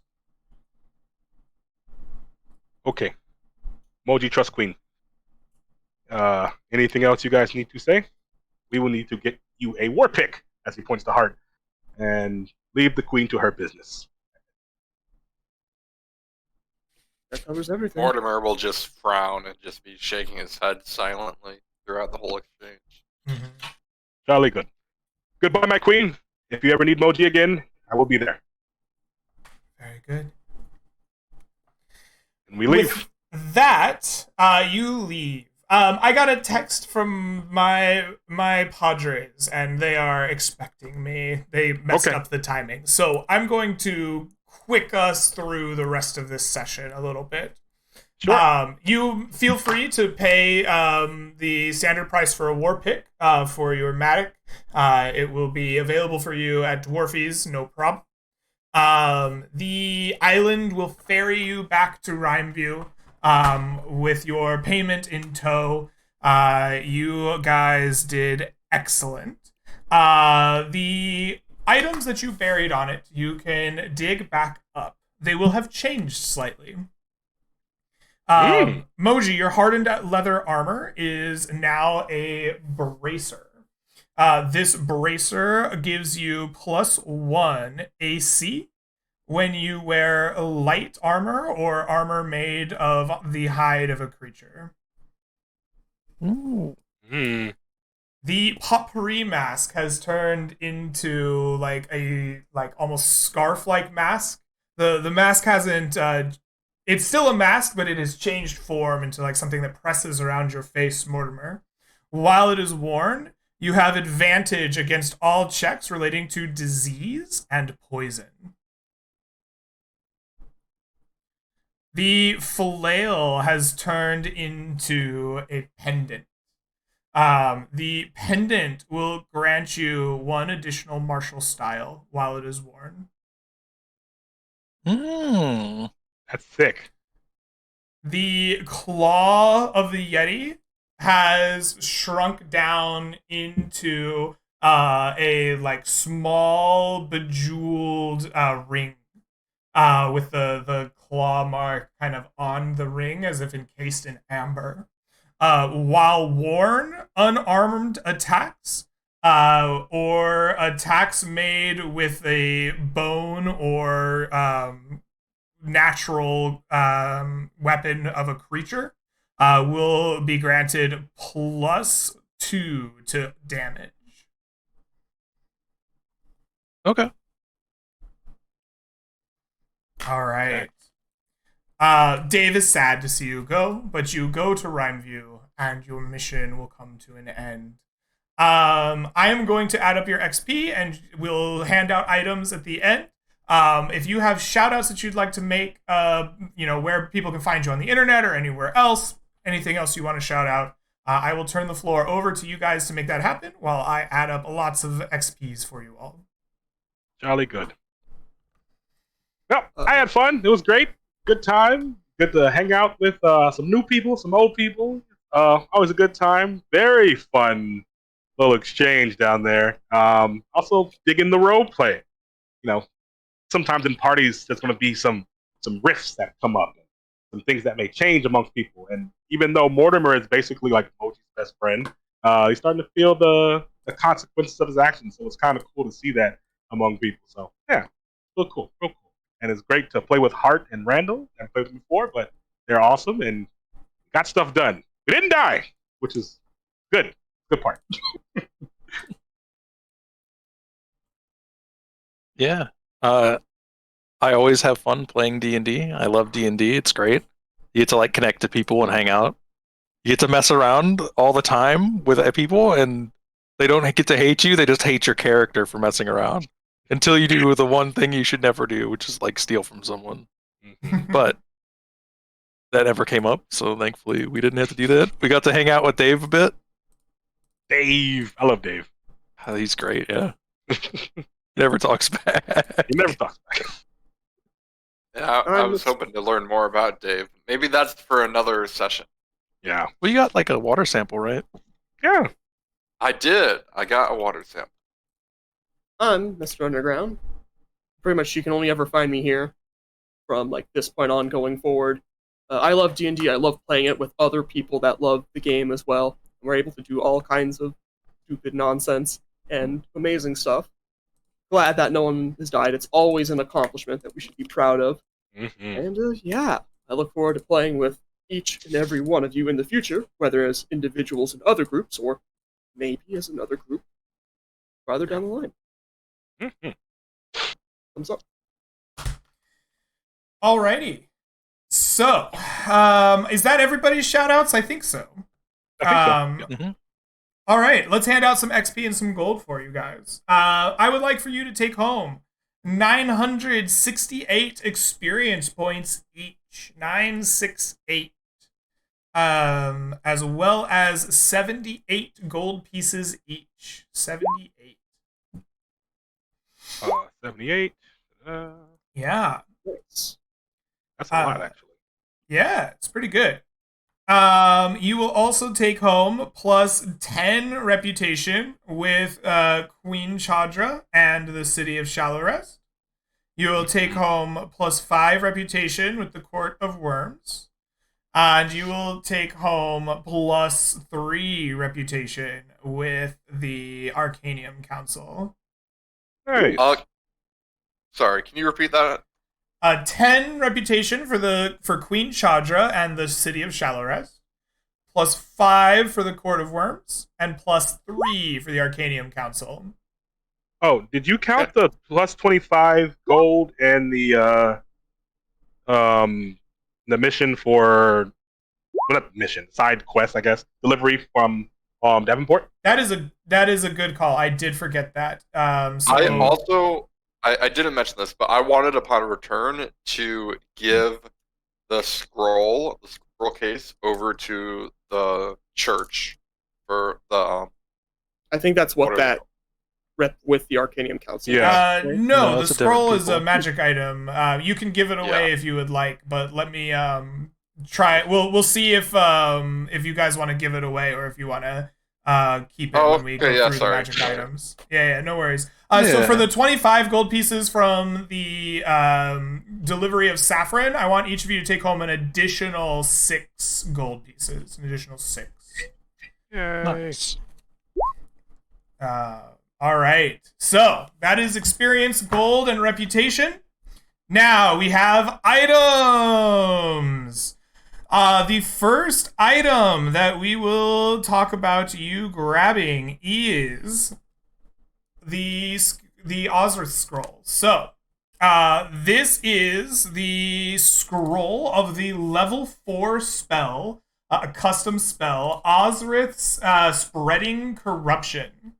So, the caster will choose a single creature they can see within a 60-foot range and enact an ancient curse. Target creature must make a wisdom save at a -2 penalty, unless they are a paladin or otherwise blessed or protected against corruption or desecration. On a failed save, the creature is corrupted for the next 10 minutes and receives vulnerability on all damage types it is not resistant to, and receives normal damage from damage types it is normally resistant to. If a corrupted creature is reduced to 0 hit points, the corruption will attempt to spread to all creatures within 10 feet of the corrupted creatures. These creatures within 10 feet must make a wisdom saving throw at -2 penalty, unless paladin or otherwise blessed or protected, or they too will become corrupted for the next 10 minutes, or for the duration of the spell, whatever duration is left. This scroll is available for any of you to take home if you would like it. If you would like to claim it, let me know. Otherwise, it has been proposed to be given to the Conclave of the Faithful. Yeah, I think we should roll off because I want to give it to the Arcanium Council. Definitely. Okay. Yeah, roll off. Yeah. Anybody else want to roll off on giving it to the Conclave? I'll let you two roll off for it, and whatever happens, happens. Okay. All right. Let's have a D100 between the two of you. Yeah. Go first. 65. Almost a crit. All right. All right. So, Randall, you have chosen to take the Ozrith's Spreading Curse scroll. Will you be keeping it or giving it to the Arcanium Council? I'd like to give it to the Arcanium Council so that way more people can get access to it later on. Please take, all of you, please take 10 more rep with the Arcanium Council. Heck yeah, man! Oh my goodness. That is a powerful custom spell scroll that you have given. Just empowered a bunch of wizards with. Yeah. Mm-hmm. That's a little you dangerous, have just man. doomed us all. You may have. Hell yeah, man. All right. The next item that you received was a cursed spell book. This spell book is the spell book of a level 5 wizard. It has some spells in it. It is also cursed. When used to cast or copy spells, the The caster must make a DC 14 intelligence saving throw or become stupefied and lose all spell slots, excluding cantrips, until a remove curse spell is cast upon them. I That would is also a like to great give that away. Or Yeah. I definitely want that. you want Do we it? lose rep if we give Yes. that to the Arcadian Council? Yes, most definitely. Okay. Pisses them off. You want it? Would anyone like the No, Cursed it's yours, Spellbook? bro. I'll take it. I'm Okay. curious about this. Okay. So, okay, Sounds roll. like unopposed? No. Oh, Mortimer also wants it would too. like Okay, Mortimer and I Moji. want to give let's- all of these items that we got from down there to the conclave. Okay. Oh, if you express that to me, I'll give it to you. That's fine.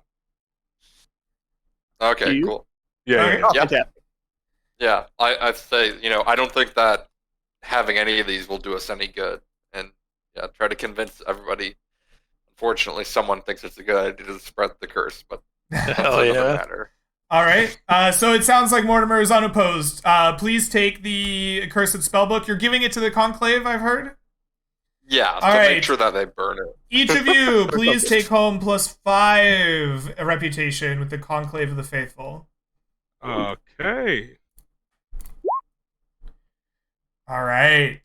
Will lead us to Ethereal Dust. You have taken a pouch, like one use of Ethereal Dust from down there. Ethereal Dust can be used to empower any spell you cast to one spell slot above the spell slot that you cast it at. For example, if you cast a first level spell using a second level spell slot, you may consume the Ethereal Dust to empower that spell to a third level spell slot, whether or not you have a spell slot of that nature.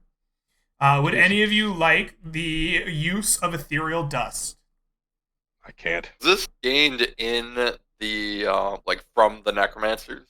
It was the result of the death of the wraiths that formed after the Okay. All right. skeletons Yeah. were Cool. slain. I'll throw my hat into the ring for that then. Yeah, I'll go Play for Master it. here. I'm doing the same thing I do every time. This is donation time. You Oh, can I'll gain give no you know more what? rep with the Arcanium No, Council. okay, you Yeah. can have it then. It's fine. Oh, cool. Yeah. Okay, Mortimer, you have one use of Ethereal Dust. Can you write that down and post it somewhere in the future?